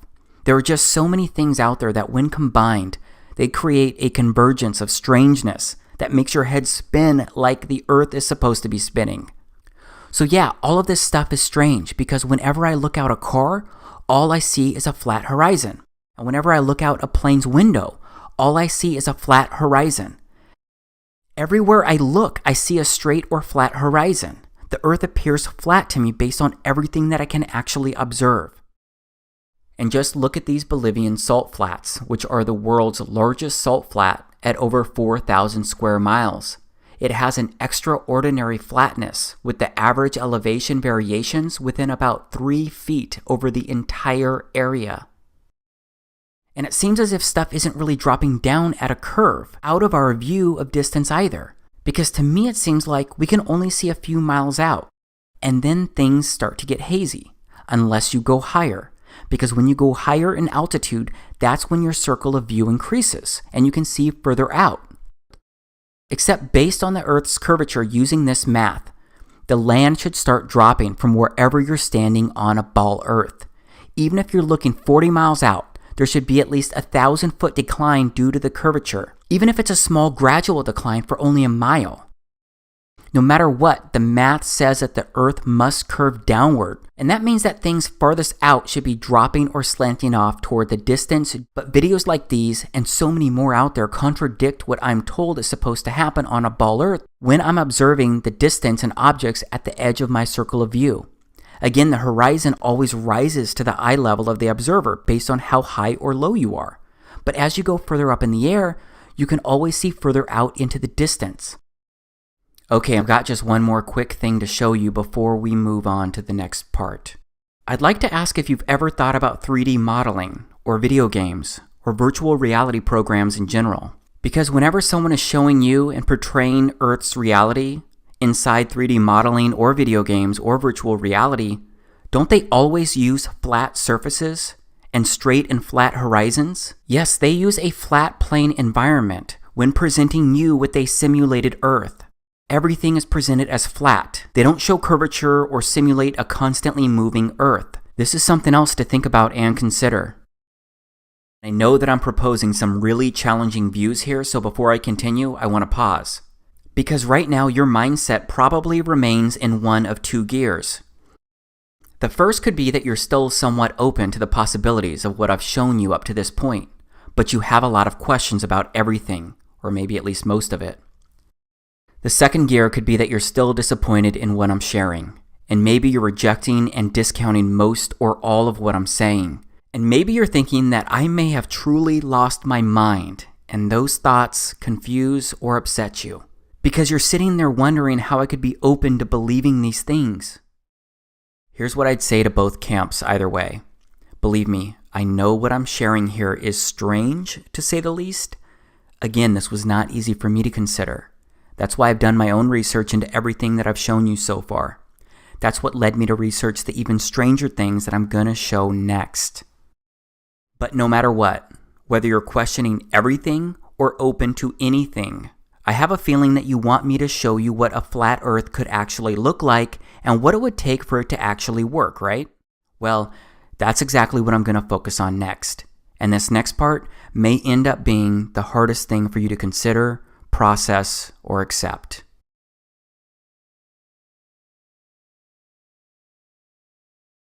So at this point, you know the challenges that I see in this model of the Earth, the Moon, the Sun, and the solar system.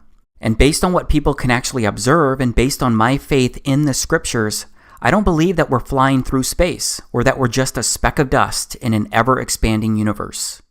And I've offered examples and reasons why I believe so much of what we've been taught just doesn't seem to make complete sense. Except I've challenged you to consider that the Earth could be flat. And because of that, I've promised to show you how a flat Earth could actually work and what it could look like. And I'm going to do that here inside this part. But in order to show you that viewpoint, I need to reveal something else regarding this unique place that we all live. Because this something else is a foundational element for a flat Earth to be possible. And that means that things are going to stay strange. Because I'm going to tell you something that you may find even more out there than a fake moon landing. This may be interpreted as more out there than the Earth being flat. Because here's where I tell you that based on everything I've researched and everything I've discovered so far, and everything that I've been able to observe up until this point, it appears that we are living in a simulation. How do you think will virtual reality tie in the future of transportation, which you are working on? Thank you. Well, maybe we're in a simulation right now. Yeah.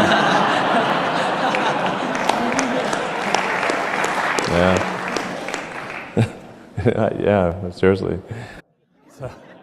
So, following the other speakers, I have a change of pace, a little bit of a fun talk. And what I'm going to try and do is convince you you're a simulation and that physics can prove it. Okay. So, instead of a usual uplifting talk, this is a different kind of talk. Okay. So, there's one thing you know for certain, that is that you exist as a flesh and blood human being. My goal is to convince you otherwise. Okay. So, logic is not going to be enough.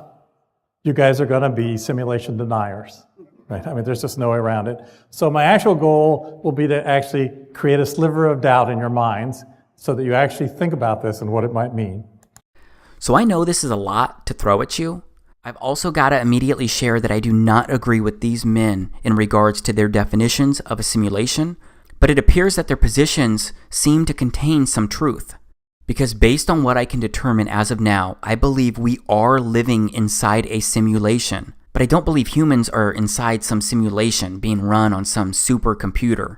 For the record, I believe the God of the Bible created everything around us. But please know that I'm going to do more than just say I believe we're in a simulation. I'm going to actually show you what I believe to be unique visual evidence that supports this claim. because there are visual wonders everywhere. They're mostly overlooked. But it does seem that this place can show us many things if we just look up and all around.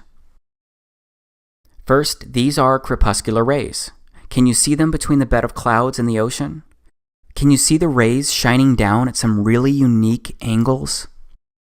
Well, Wikipedia says that crepuscular rays are rays of sunlight that appear to radiate from the point in the sky where the sun is located.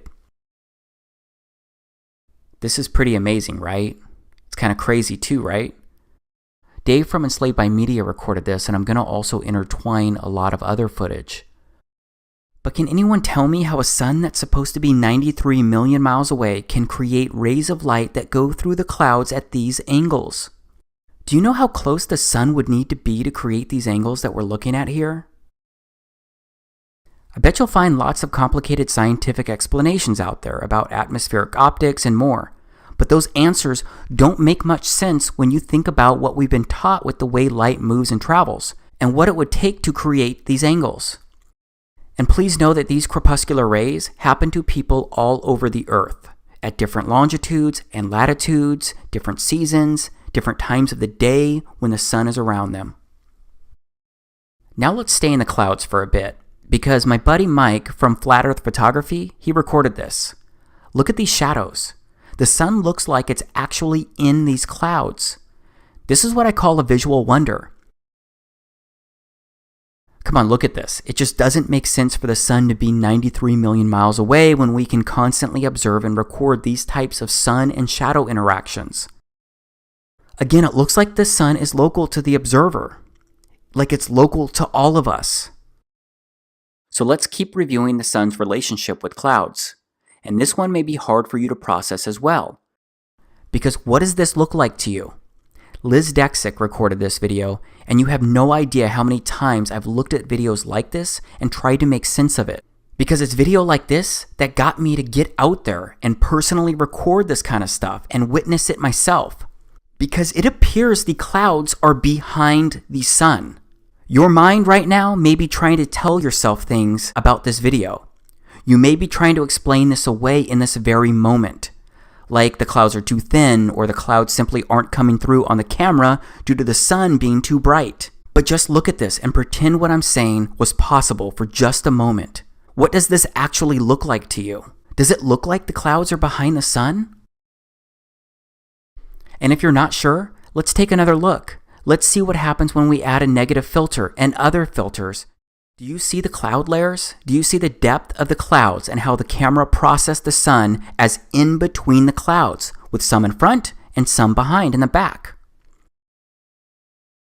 And there are so many videos out there showing this phenomenon. So many people have recorded this from all over the earth. There's more evidence out there if you want to find it. Now I'd like to show you more strangeness that indicates we're living in a simulation. These are the shadows of trees during a solar eclipse. How are these kinds of shadows possible? Would you call these normal? Can you tell me how these shadows work? Again, maybe you'll find some scientific explanation for this out there, but I challenge someone to recreate these types of shadows through trees when an eclipse is not happening.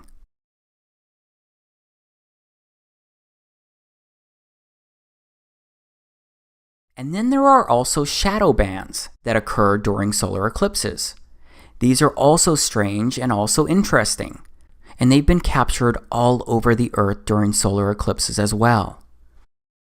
Straight up, it certainly seems that solar eclipses are special, unique events. But how does a solar eclipse really work? Because we all know that the sun and moon are always moving across the sky, right? So just stop for a moment and think about how the sun and the moon need to basically stand still and stop in unison for a solar eclipse to work. Or they need to be moving at the exact same speed for quite some time, because some total solar eclipses have lasted up to 6 and 7 minutes. And with that in mind, I've recorded hours upon hours of the moon, the sun, and the stars, and they all travel across the frame of my camera really quickly. Either way, being in the path of totality is a special event in itself. Here's what I actually witnessed during the Great American Eclipse in August of 2017. I personally recorded this video in the state of Oregon. No filter, nothing but my Nikon P900. Holy moly, look at that.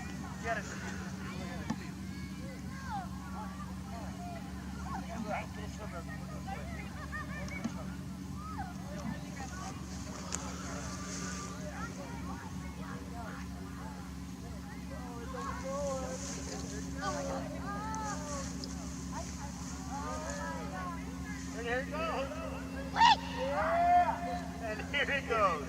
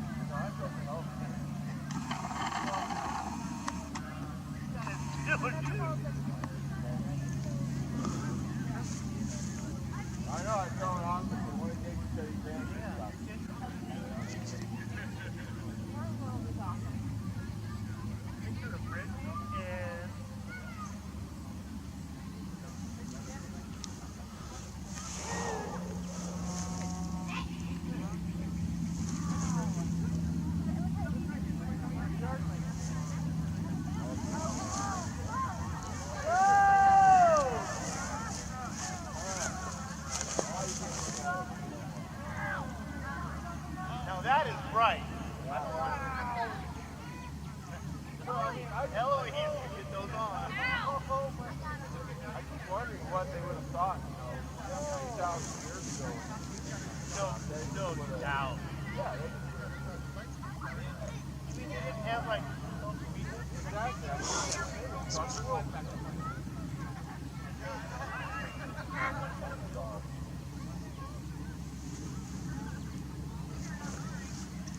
also puts it in perspective. Frogs, bats, birds, crickets, they all thought it was nighttime, and they all started doing their nighttime business. The temperature also dropped and stars came out. This was a really crazy moment, something that's hard to fully explain to somebody else. It's the kind of moment that helped me see we could be living in a simulation. Now let's slow down for a moment to touch on what I mean when I use the word simulation.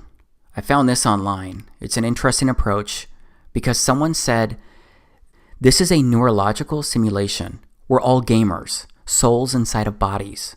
The body equals computer hardware and the soul equals the operating system / software. Our experience is basically that as of a user or simmer. So that's an interesting point of view. But now I want to take a moment to speak to my fellow Christians because I'd like to look at the book of Genesis. Because if you think about what the scriptures really say about this place and how it was created, it shouldn't be that big of a leap when considering that we live in a simulation. Because on the first pages of the Bible inside Genesis chapter 1, it offers the story of creation. And that creation story immediately speaks of how we got here, the order of everything.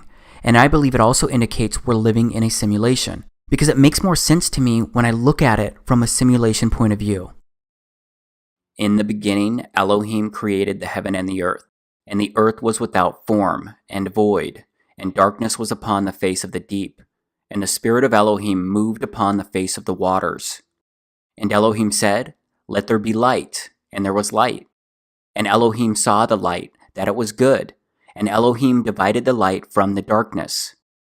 And Elohim called the light day, and the darkness he called night, and the evening and the morning were the first day.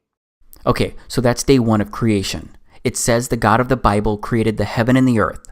The sun and moon did not exist here on day 1. The sun and moon weren't created and added until the 4th day of creation. So let's go to verse 14 and start reading. And Elohim said, Let there be lights in the firmament of the heaven to divide the day from the night, and let them be for signs, and for seasons, and for days, and years. And let them be for lights in the firmament of the heaven to give light upon the earth. And it was so. And Elohim made 2 great lights, the greater light to rule the day, and the lesser light to rule the night. He made the stars also. And Elohim set them in the firmament of the heaven to give light upon the earth, and to rule over the day and over the night, and to divide the light from the darkness. And Elohim saw that it was good. And the evening and the morning were the 4th day. Okay, so that's day 4 of the creation story inside Genesis. If you're a Christian and believe the scriptures and believe His word is the truth, then I'm going to ask you to please consider that this clearly states that light and darkness, day and night, evening and morning, were created and existed before the 2 great lights, the sun and the moon. I believe these words are truth. Yes, there are parables and parabolic language inside the scriptures, but based on everything that I know, Genesis chapter 1, this portion is not intended as a parable. It is the Creator's story of the order in which He put everything here inside this place we live and exist. And think about what else was said here inside Genesis. It said that the sun and the moon were both great lights. The greater light is the sun, and the lesser light is the moon. That means the sun's light is not reflecting off the moon. That means the moon is its own standalone light source. The moon is just the lesser light. Yeah, I know these sound like bizarre claims that I'm making, especially when compared to what you and I have been taught and what's widely accepted. But I wouldn't be suggesting these alternative strange truths if I didn't think there was real merit in them. Now let's consider something else. Because if you're open to this created place not being a spinning ball, and you can come to grips with the possibility that the earth could be a flat plane, then all you have to do is look up to reach the possibility that you're living inside a simulation. Because when you look up, you will see that the sun on any given day during and near solar noon is always above you personally. But no matter what, the sun is always within your circle of sight during daytime. But it's like that for everyone on Earth. So that means the sun doesn't seem to be a physical object hanging up there. I think it's something else. And I think that something else that I could actually wrap my head around is that the sun is local. So let's be really clear here. I'm saying the sun and the moon are traveling on the Creator's circuit, and the sun and moon are being personally rendered to you, the observer. Because you are the center of your simulation. You are the avatar seeing your sun and moon. The sun and moon seem to be objects being rendered to each person inside the simulation which we all share and live in. I believe this is why we can all see crepuscular rays. I believe this is why we can all see the sun appearing inside of clouds. I believe this is why we can all see clouds behind the sun. And I believe that this is why we can also see clouds behind the moon. So as of now, I certainly do not think that the sun or the moon are round balls floating in space.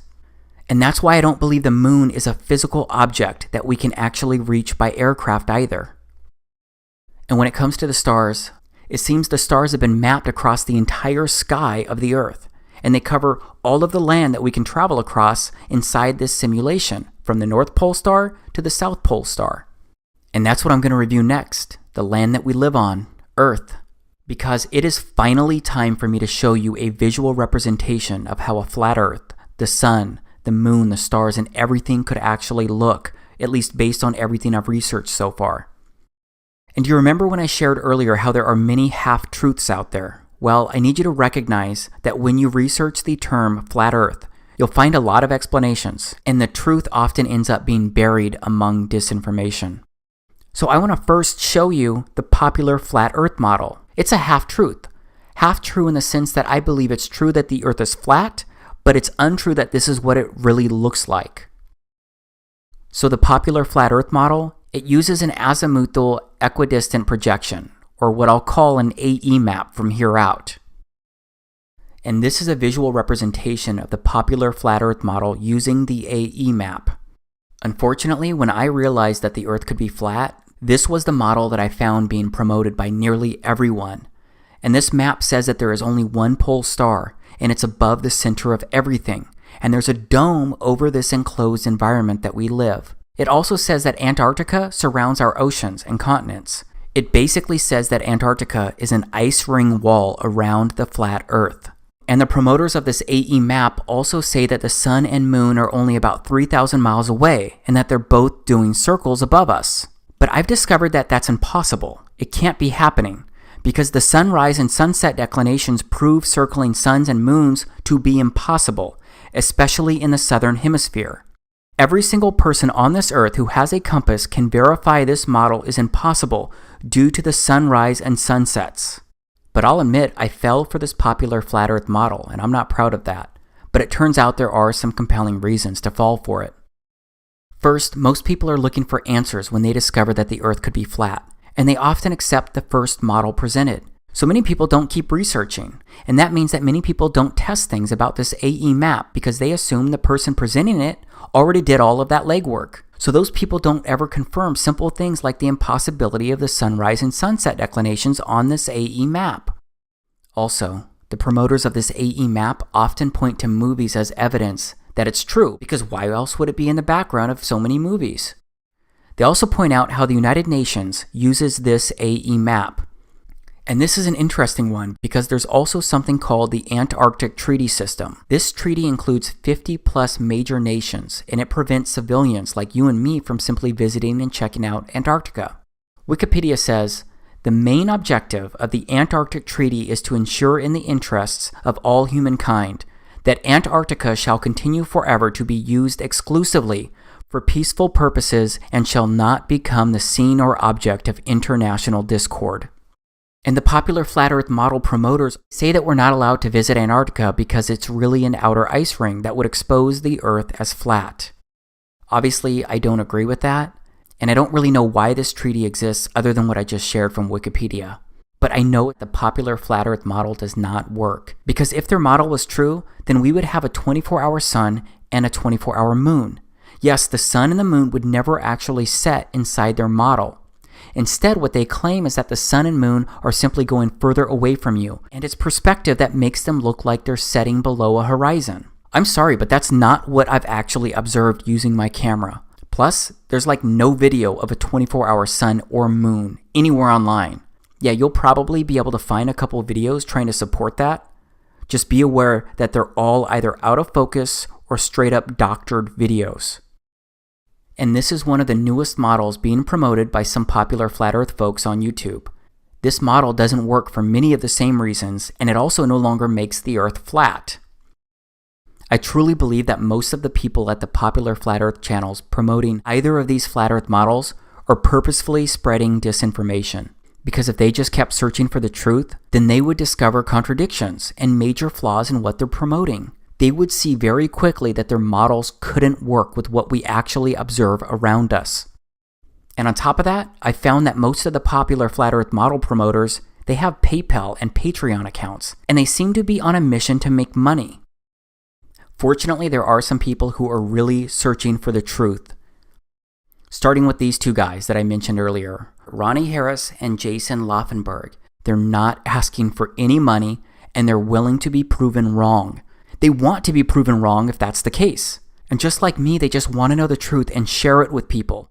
And these guys have studied countless maps, searching for an accurate map that could represent a flat earth. They actually got a tip from something that Neil deGrasse Tyson said, something I already showed you earlier. So Earth, throughout its life, even when it formed, it was spinning, and it got a little wider at the equator than it does at the poles. So it's not actually a sphere, it's oblate. And officially it's an oblate spheroid. That's what we call it. But not only that, it's slightly wider below the equator than above the equator. A little chubbier. A little chubbier. Yeah. Chubby's a good way. It's like pear-shaped. Yeah. So they thought maybe the flat Earth could be oblate in some way. That's when they discovered the oblique Mercator projection. And cartographers seem to agree that it is the most accurate flat representation of Earth. But first, what's cartography all about? Okay, so we're here at the Canadian Cartographic Association, and it says that the International Cartographic Association defines cartography as the discipline dealing with the conception, production, dissemination, and study of maps. Cartography is also about representation, the map. This means that cartography is the whole process of mapping. Cartography is a complex and ever-changing field, but at the center of it is the map-making process. Viewed in the broadest sense, this process includes everything from the gathering, evaluation, and processing of source data through the intellectual and graphical design of the map to the drawing and reproduction of the final document.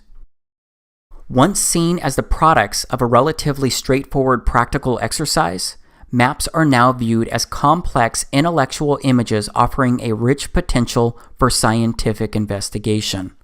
Cartography today has two essential characteristics. First of all, it is important.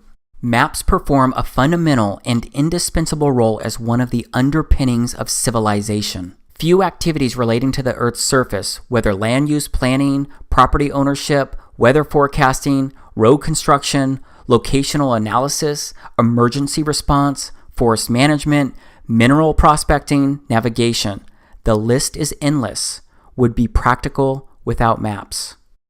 Okay, now let's go to World Maps Online. You'll see this is a world satellite image map. It's the oblique Mercator projection that I just mentioned. And it says, this stunningly detailed satellite image map of the world detailed land cover data depicted in an oblique Mercator projection. The parameters of this map projection have been carefully chosen so that the inevitable distortion that occurs is relegated to the oceans and to the least populated and least recognizable land masses. And it goes on to say the result is a unique, visually interesting flat map of the world that exhibits nearly no distortion in the most familiar areas, even at the poles. Let's read that one more time. The result is a unique, visually interesting flat map of the world that exhibits nearly no distortion in the most familiar areas, even at the poles. And now I'm going to play some video where Jason and Ronnie, they walk through a flat Earth map and how it could actually work. When you look at this map, what looks different to me is Alaska and this part of Russia up here. Yeah, Russia too is crazy big over there. This island over here just seems, whoa, crazy. Yeah, it's huge. And this string of islands. So we are told by this map manufacturer that what they've done with this map is everything they can to make the land masses the absolute most accurate size and all these things wise, and that if there's distortions that they've pushed that out to the water. Just a quick thing about maps. If you were on a globe, if you lived on a sphere, it is true that there would be no flat two-dimensional map that would be accurate of the world. But if you're not on a globe and you're actually on a flat plane, that means that there is a flat map that is the true accurate map of the world.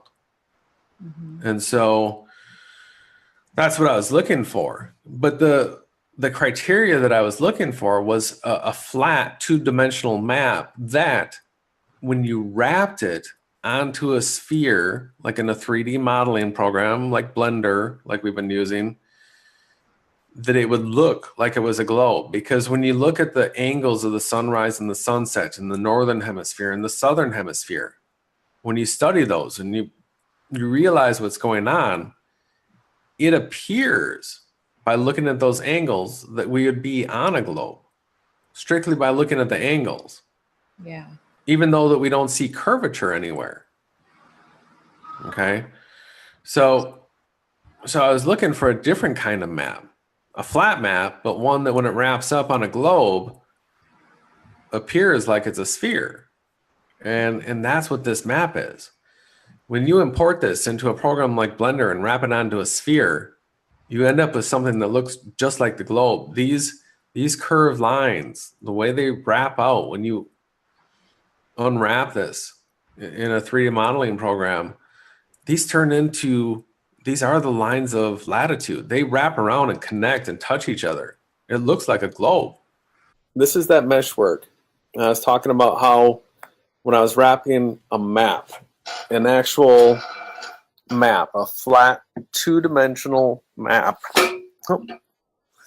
onto spheres in Blender, how the way I was taught, you put the camera view in a certain position, and you got a different grid work than this. It was just a rectangular grid work, but I forgot to adjust the angle, and when I went to do the UV unwrap, it created this mesh work, and you can see that it's got these 3 points. Now, this is really a rectangle here, because if you look at these edges, they fill in the gaps on the other side, and this right here fills in the gap on this side.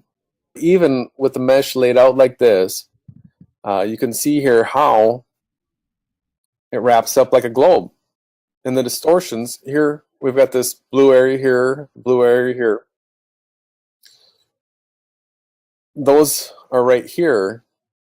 So this becomes the international date line on either side right here. So if you were to travel across this, that would be a change of a day like we're familiar with on a globe. That's this right back here. And you can also see that just by snapping this mesh work on, that what it does is here in Blender, it's perfect grid work. It comes together at like a true north here. Here's your vertical axes. But if you look to the side here, you can see that when you wrap this map up here, it tips it over so that the North Pole here sits at like a 23.5 degree tilt to a vertical north here. So that to me is the reason why they tell us that we're at a 23.5 degree tilt, because of the way it wraps up like that. We're showing you this map. In order for this map to work, it has to be a simulation.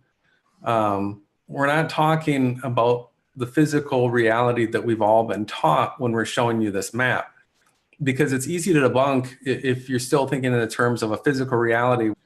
It's this edge along here that is really posing a huge problem for people when you're thinking about simulation, because we can't imagine really what happens here. I try to,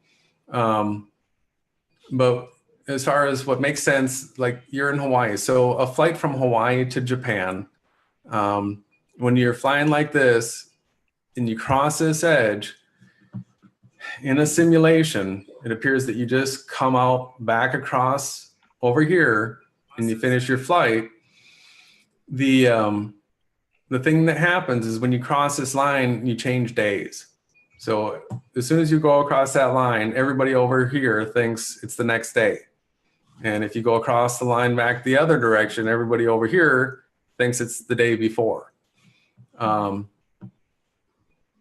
So that we've got the edge around here. Until we observe it better, we don't exactly know. But if you're looking at these lines here, the lines of longitude, as we're familiar with, that wrap into the North Pole, this would be a magnetic line. So if you're in Hawaii and you're following the magnetic north, according to this map, what would happen is you'd be going like this between these lines. You would come up here, and I think if you look at any maps, if you look at north of Hawaii, you're going to run into these islands here of Alaska and come up through this area. Keep watching the regular maps that you're familiar with. You're going to travel through this area, and then you will come around to here, North Pole. And then from this point, your compass would flip and you'd be going other directions. If you kept going through, north would be behind you.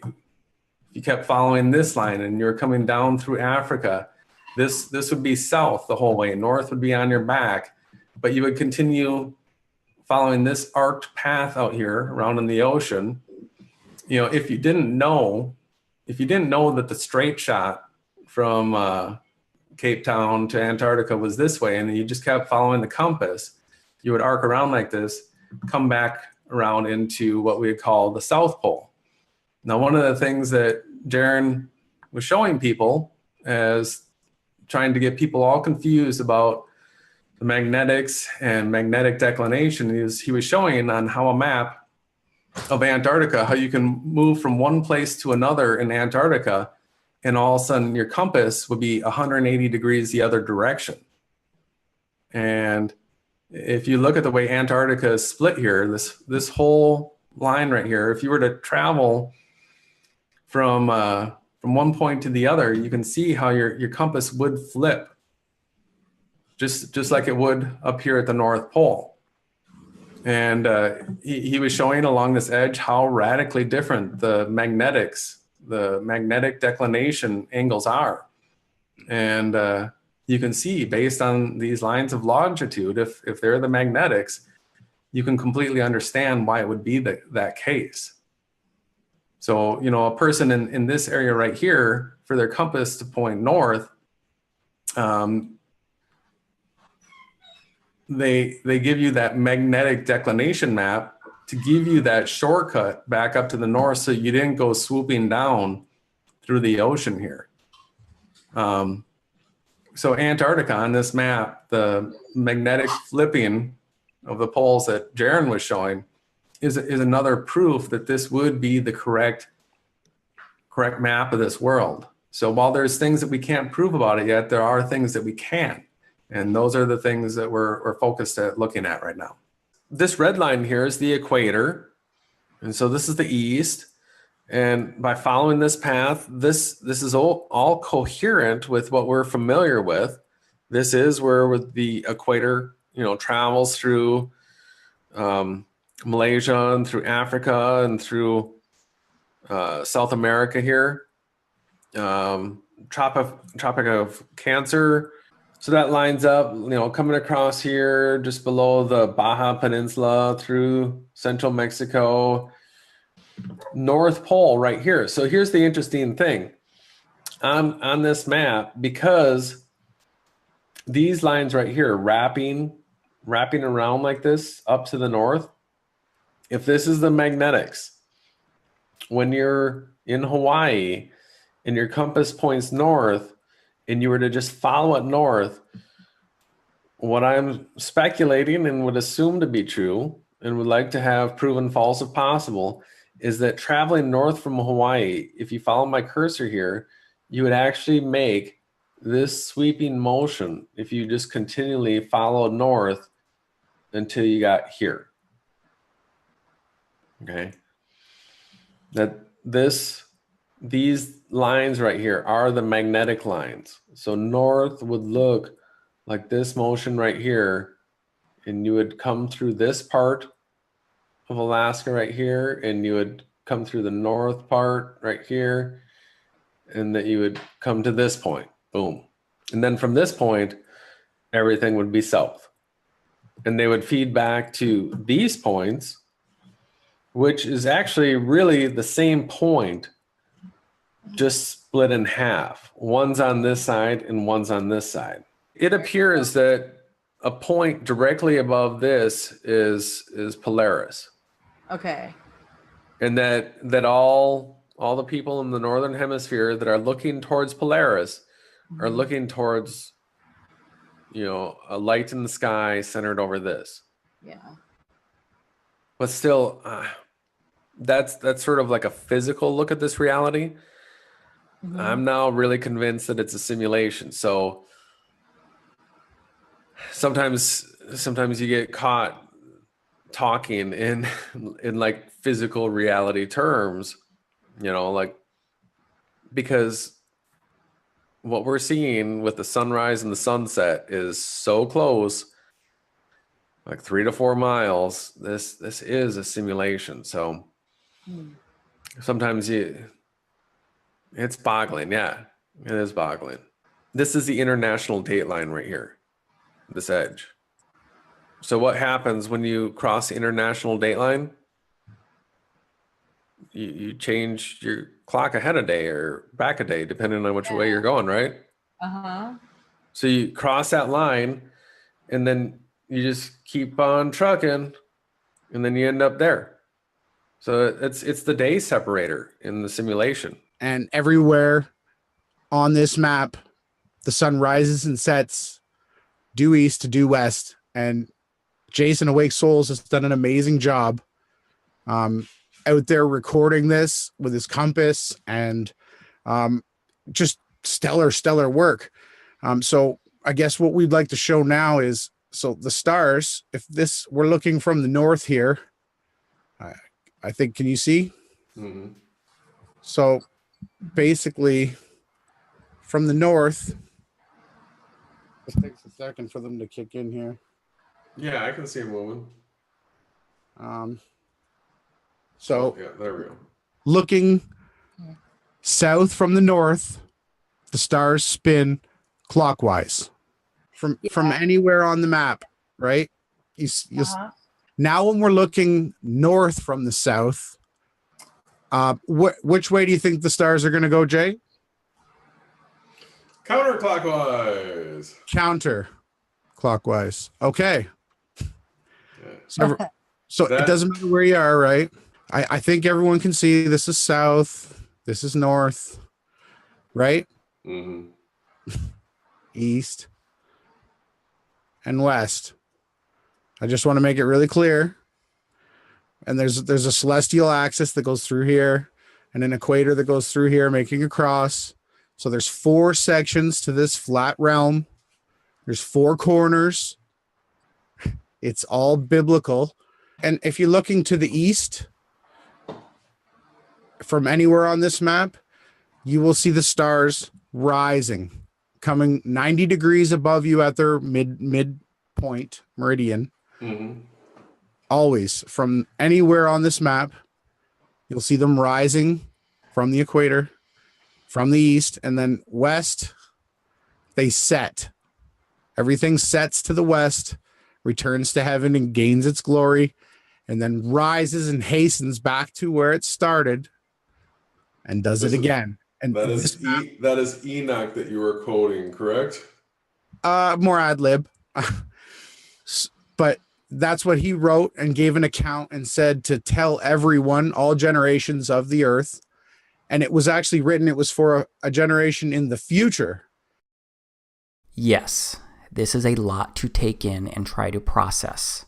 But again, if we're living inside a simulation, then everything you just watched could actually work. Because what about the miracles performed by YAHAWASHI, the Christ? Don't his miracles make more sense if you approach them as if he performed them inside a simulation? Like the walking on water, or like the transformation of water into wine, or like the miracle of the 5 loaves and 2 fish. And what about miracles in general, like the ones you've heard about or experienced around you personally? Like a person being strong enough to lift a vehicle off of someone else? Or what about someone surviving a skydiving accident without even a broken bone? Or what about cancer going away from one test to the next? There are so many things that happen that just can't be explained away based on the rules that we've been taught. Because what we're looking at right now are actually dewdrops. It's water recorded in somebody's backyard. These look a lot like the stars in the sky that I've personally recorded. And what about the clouds? Science says that clouds are a large collection of tiny droplets of water or ice crystals. They also say clouds are a mixture of gas, liquids, and solids. But I've sat in a lot of window seats on a lot of airplanes, and those planes have flown through countless clouds. But my plane's window never really got soaked unless it was raining. So do clouds really house tiny droplets of water or ice crystals and then release them when it's just simply time to rain? And another question is, what about lightning? What is it? What causes it? Science says that it happens whenever heavier, negatively charged particles sink to the bottom of clouds. And when the positive and negative charges grow large enough, a giant spark, called lightning, occurs between the 2 charges within those clouds. And what about the northern and southern lights? science says they're polar lights, a natural phenomenon found in both the northern and southern hemispheres. Science says that they're created when charged particles from the sun strike atoms in Earth's atmosphere. And that causes electrons in the atoms to move to a higher energy state. And when the electrons drop back to a lower energy state, they release a photon, light. This process is what's supposed to create the beautiful aurora or northern and southern lights. But I gotta ask, has mankind really figured all of this out, all the way down to an alleged particle, electron, atom, and photon level? And what about airplanes that leave strange cloud-like trails? What about these trails that linger and transform into clouds that resemble spider webs? And what about trails being left where no plane seems to be present? Because I personally recorded this video the day before the solar eclipse in August of 2017. I was looking at this cool rainbow perfectly encircling the sun. And when I started to record the trail and look for the airplane, I couldn't see one. I couldn't see the plane that was leaving this trail. And I did not edit or remove an airplane from this video. I wouldn't know where to start with something like that. But this trail is moving pretty fast across the sky. That's why my video is moving so much, and it's hard for me to stay in focus or actually get ahead of the trail itself. And my camera was on a tripod while I was recording this. But there is no plane that I can find. And other people have recorded the same kind of stuff. They've even recorded odd-looking orbs of light. Maybe you can explain this away. But once you personally start observing this place and the skies, I think you're going to witness the exact same thing. And you're going to start questioning so much about this place that you live. But that's not the end of it when it comes to airplanes in the sky. Because what happens when airplanes fly too close to the sun? I mean, what is happening here? Why does it look like the light from the sun is being dragged by this airplane? I've seen the same effect with birds moving across the sun too. And I have to tell you that ever since I started looking up, I've seen and recorded some amazing things, and so many more things that I couldn't catch on camera. Of course, I have a lot of questions, and there are a lot of things that I wonder. That's why I keep researching and looking for the truth. But right now, I'm experiencing Earth like never before with eyes wide open. Because I contend there's a lot that we don't know, but there's also a lot that we can research and discover through simple observations and more. Yes, we may be wrong about some stuff, but we may also be right about a lot of things.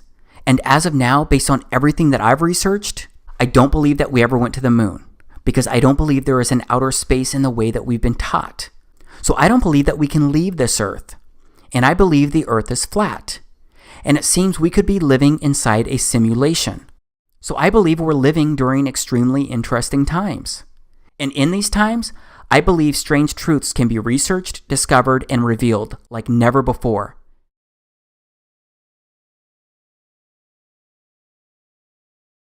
So I've shared a lot in a relatively short amount of time. And I'm asserting that it's all based on the true story. Right now, though, I'm just praying that I've at least offered something that can open doors to new possibilities inside your life.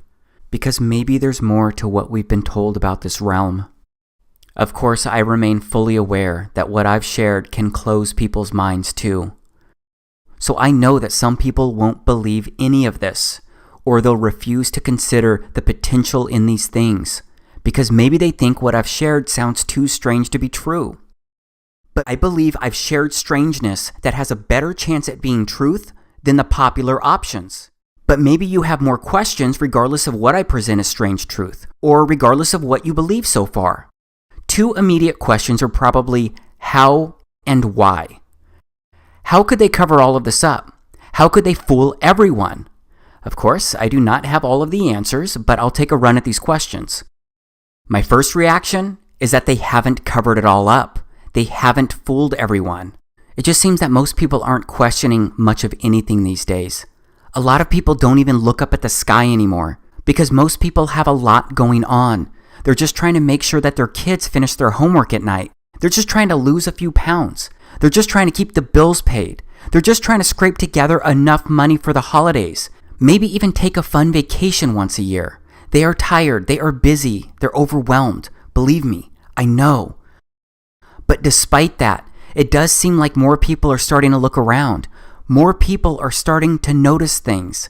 And it seems that people are starting to wake up to maybe, just maybe, everything does not add up. Another question would be, how could so many people be involved with this kind of deception without someone exposing these strange truths? This is a harder one to answer, but again, I'll take a run at it, because I often wonder the exact same thing. How could some of the people involved not go public or become whistleblowers? Well, it turns out that there are people claiming they're coming forward. These people often claim to have worked somewhere inside a special agency or a division, and these people state they're sharing secret information. If you look into it, you will find people who claim some astonishing things about the sky and earth and more. And some of those people become well-known figures inside that conspiracy theory circle.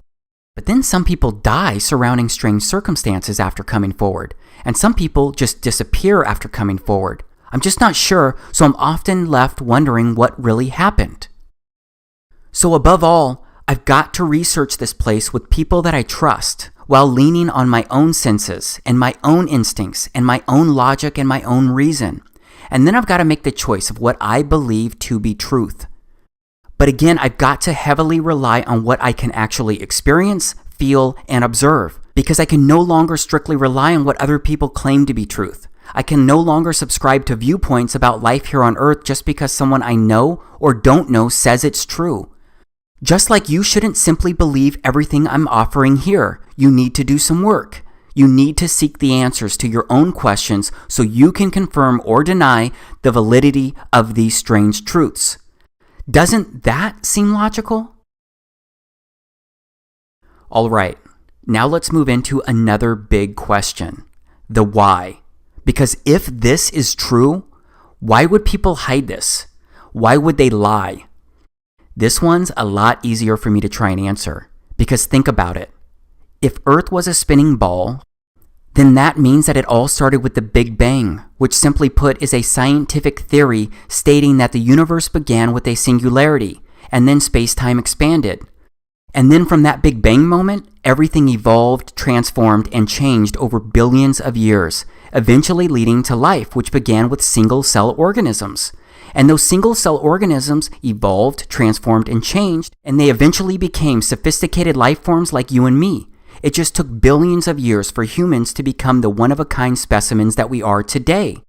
And if the Big Bang and evolution are true, that means the universe is constantly expanding. And if the universe is constantly expanding, that would mean there's infinite space out there to explore and visit. And that would definitely mean that our little rock known as Earth would be rotating around our local star known as the Sun. And that would mean similar solar systems to ours could happen in other parts of the universe. And that means there could be other evolved, intelligent life forms out there just like you and me. And that means Earth would basically be a grain of sand in a universe growing larger by the nanosecond. And that means Earth is not the heart of anything. That means our entire existence is pretty much an evolutionary accident. And that means life here on Earth, it has no real meaning or purpose. But if the Earth was flat, then that means that the Earth could be a firm and immovable plane. And that means there would be no Big Bang, no outer space, no expanding universe. And that means there would be nothing out there to visit and explore. And that means Earth could be the center of everything. And that means Earth could be an enclosed environment. And that means Earth could be a simulation being ran for you and me and every single person living here. And that means our entire existence inside this place is not an accident. That means life here on Earth is special. And that would mean that you and I are significant. And that would lead to many more questions. Like, who created this place? Who put us here? Why were we put here? What is the meaning of all of this? And I believe that all of these answers can be found in the scriptures. Except the word which is supposed to be our guidebook, it has become the opposite of almost everything we're witnessing in this place right now. Because right now, science gets held up on a pedestal. Its theories are preached as facts, leading to science being worshipped like it's a god of revelations. And we all know that mankind is the one teaching science. And we all know that mankind is capable of being deceitful, selfish, and straight up evil. And that means the truth about Earth could have been intentionally concealed to hide the existence of a creator. And that means the truth could have been corrupted over generations, because eventually that leads to people just being indoctrinated into the deception from birth. And that leads to people getting programmed into accepting the opposite of what they actually observe and experience. And I gotta say that there seems to be a deep rabbit hole of lies, because we are being taught some twisted things here. And we end up seeking these twisted teachings despite what our spirit, our minds, our hearts, and our souls tell us to seek and believe. Because we've been taught to serve our physical bodies and satisfy them. We've been taught to possess and achieve all of these things to feel and become whole. But I believe we were supposed to experience this place in such a different and blessed way. We were supposed to look to truth as a foundation for living. We were supposed to appreciate our similarities and also respect the uniqueness within our differences. We were supposed to help each other without a fiat money system driving our daily actions. We were supposed to share Earth's abundance of beauty and resources. We were supposed to respect everything on Earth. But the enemy has taken control of so much here, and that spoiled what this place was meant to be. The scriptures say this has, is, and will be the case. The scriptures also say that we're not meant for this life, not forever, because there's no way around the pure truth that you and I will die someday. So we all know that any physical treasures that we obtain here, they cannot be taken beyond this life. So I believe we're meant for so much more. And I believe what we all do while we're here, it's critical. Because the scriptures say our lives here are a way for our Father to help us. I believe we're His children. I believe He uses this place to help test us and to help develop our character, our faith, our obedience, our love, our integrity, our loyalty, and so much more. Because the scriptures use words like trials, temptations, refining, testing, hundreds of times. And based on all of my research and the evidence I've studied, I believe with all of my body and my soul that the scriptures are truth. The scriptures are history and prophecy. So they act as a script for everything that has happened and will happen inside this place. But we get to choose the roles that will play inside the script. Will we seek the truth? Will we look to our Creator? Will we choose Him over ourselves or even each other? And I've discovered that the true name of our Creator, the God of the Bible, it turns out that His true name is YAHAWAH. You've probably seen this YHWH before. Here's what it looks like in ancient Hebrew. But this YHWH, it's pronounced as YAHAWAH, because it turns out that the language was so simple back then that it vocalized each consonant with an ah sound without specifically marking that sound between consonants. So this YHWH, it's pronounced YAHAWAH. It also turns out that the name of Yahweh can be found over 7,000 times in the scriptures. And Yahweh, it means He exists. And Yahweh sent Himself into human form as the Christ. And I've learned that the true name of the Christ is YAHAWASHI. Yes, most people know Him by the name of Jesus, but that can't be His true name because the letter J didn't even exist until about 500 years ago. His true name is YAHAWASHI, and YAHAWASHI means He is salvation. Because the gospel, which can be found in the beginning verses of Corinthians chapter 15, Paul wrote that YAHAWASHI, the Christ, died by crucifixion to deliver us from our sins, and He was buried, and He rose again on the third day, and He was seen again by hundreds of eyewitnesses according to the scriptures. And I really do believe that this gospel must be truly believed and accepted to bind our soul with our Creator beyond this life. So that means I believe we've got to follow and live for YAHAWASHI to the best of our abilities. Still, I believe other choices are significant because all of this is really being experienced by you and me. I agree with many of my brothers and sisters who believe that all of this is being recorded. All of our actions, all of our thoughts, everything. I believe it's all being documented by our Creator. Because I believe our Creator is watching us, and I believe He encoded us with basic truths, like knowing the difference between right and wrong. Because I believe we've been given a moral compass that tells us when we make good or bad choices that affect ourselves or others. Except the original coding inside mankind seems to have been corrupted through generations of wicked choices where people continually turned away from our Father and lived for themselves. So that means there's a lot of evil in this place right now.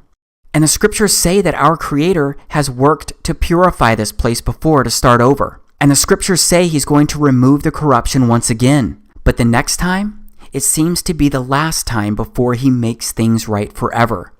So I keep asking myself if He's going to do something about this place sooner than later. Because mankind has helped the enemy decay too much of this place. And there's so much that I can't wrap my head around. Because again, it seems so many things happen every single day all over the earth that contradict, defy, and disgrace what the scriptures say we're supposed to be doing here. Because it seems people have become desensitized to the climbing death tolls. And it seems that everyone's being told to suddenly forget what it took for us to still be here. And it seems that people who can't help themselves are lost for the most part. And it seems that people are being ordered to accept things that they can't comprehend. And it seems that people of faith have been divided into sectors of Christianity to separate us from our common salvation. And it seems that people are okay with an elite group growing richer every day on the backs of debt slaves. And it seems that people have accepted things being spread and consumed without the true intentions of curing or healing. And it seems that people are just crying out for help because of how monstrous humans are treating each other. It just seems that so many things are backwards from what they are supposed to be. So yeah, when I look around, I wonder if Yahawah is going to do something about all of this. I wonder if the time is coming for Him to fix His creation once and for all. I wonder if He's already trying to warn us. I wonder if He's trying to wake us up. Because there are a lot of strange events impacting the earth. People continue to be affected, displaced, and hurt surrounding these events. There are just so many strange things happening in so many places. So this broken world leads many Christians to believe that these are the last days. And many Christians believe the pre-tribulation rapture of the church could occur within our lifetime. Of course, many generations have believed this.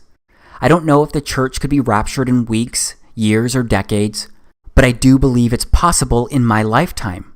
I pray it happens. But many Christians refuse to consider this possibility, except many people 2,000 years ago didn't believe they were living at the time of the Christ, or that it was possible for the Christ to be walking the earth during their lifetime. And many Christians living today don't understand how those people from 2,000 years ago could have been so blind. I find that interesting because so many of those same Christians living today, they don't seem to be very open to the church being raptured in their lifetime. And they don't seem to think it's possible that YAHAWASHI could return to once again reign during their generation. But put aside the talk of last days. The truth is that any day could be our last day due to any unexpected event or accident. Yes, that sounds cliche, but it's truth. And that's why I believe we must embrace our common salvation. And I believe Yahawah's begging all of us to look to Him. He wants to say that He knew us before meeting face to face at the time of our death. So straight up, I really want to help serve Him. Because I believe every strange truth that I've shared here can serve as a gateway for people to come to the truth about a Creator. And I believe that path leads to the truth about YAHAWASHI, our Savior. That is why I'm touching on this again right now. Just in case you weren't aware, historical scholars, Christian and non-Christian, generally agree that YAHAWASHI lived at the time the scriptures say He lived. And those scholars also agree He was crucified and buried. What they don't agree on is whether He truly rose from the dead and if the eyewitness testimony can be trusted and if He was really the Son of the Creator. But there is general agreement that He lived, He was crucified, and He was buried. So that means YAHAWASHI was either Yahawah in human form, or he was a complete nutcase. Because if he was not really the son of Yahawah, then he was just some lunatic, insane guy who proclaimed to be our savior. I'm sorry, but he can't have made those claims and still be a good person spreading a moral message. It's all or none here. So that's why I believe that this video may be the most important thing that I've ever done. Because if these strange truths are right, then this stuff could wake up people and help them move mountains of deception. These strange truths could reveal that we were created and that Yahawah put us here for a reason. Imagine if everyone learned that knowledge. Imagine if everyone knew that when they died, they'd have to literally meet their maker. Do you think that people would make different life choices with that knowledge? Do you think that people would treat themselves, others, and everything on earth better? So what do you do next if you're open to this being the truth? Maybe you'll watch this video again to determine what you want to research first. Maybe you'll observe the celestial bodies. Maybe you'll test for curvature across the earth. Maybe you'll record and look for clouds behind the sun.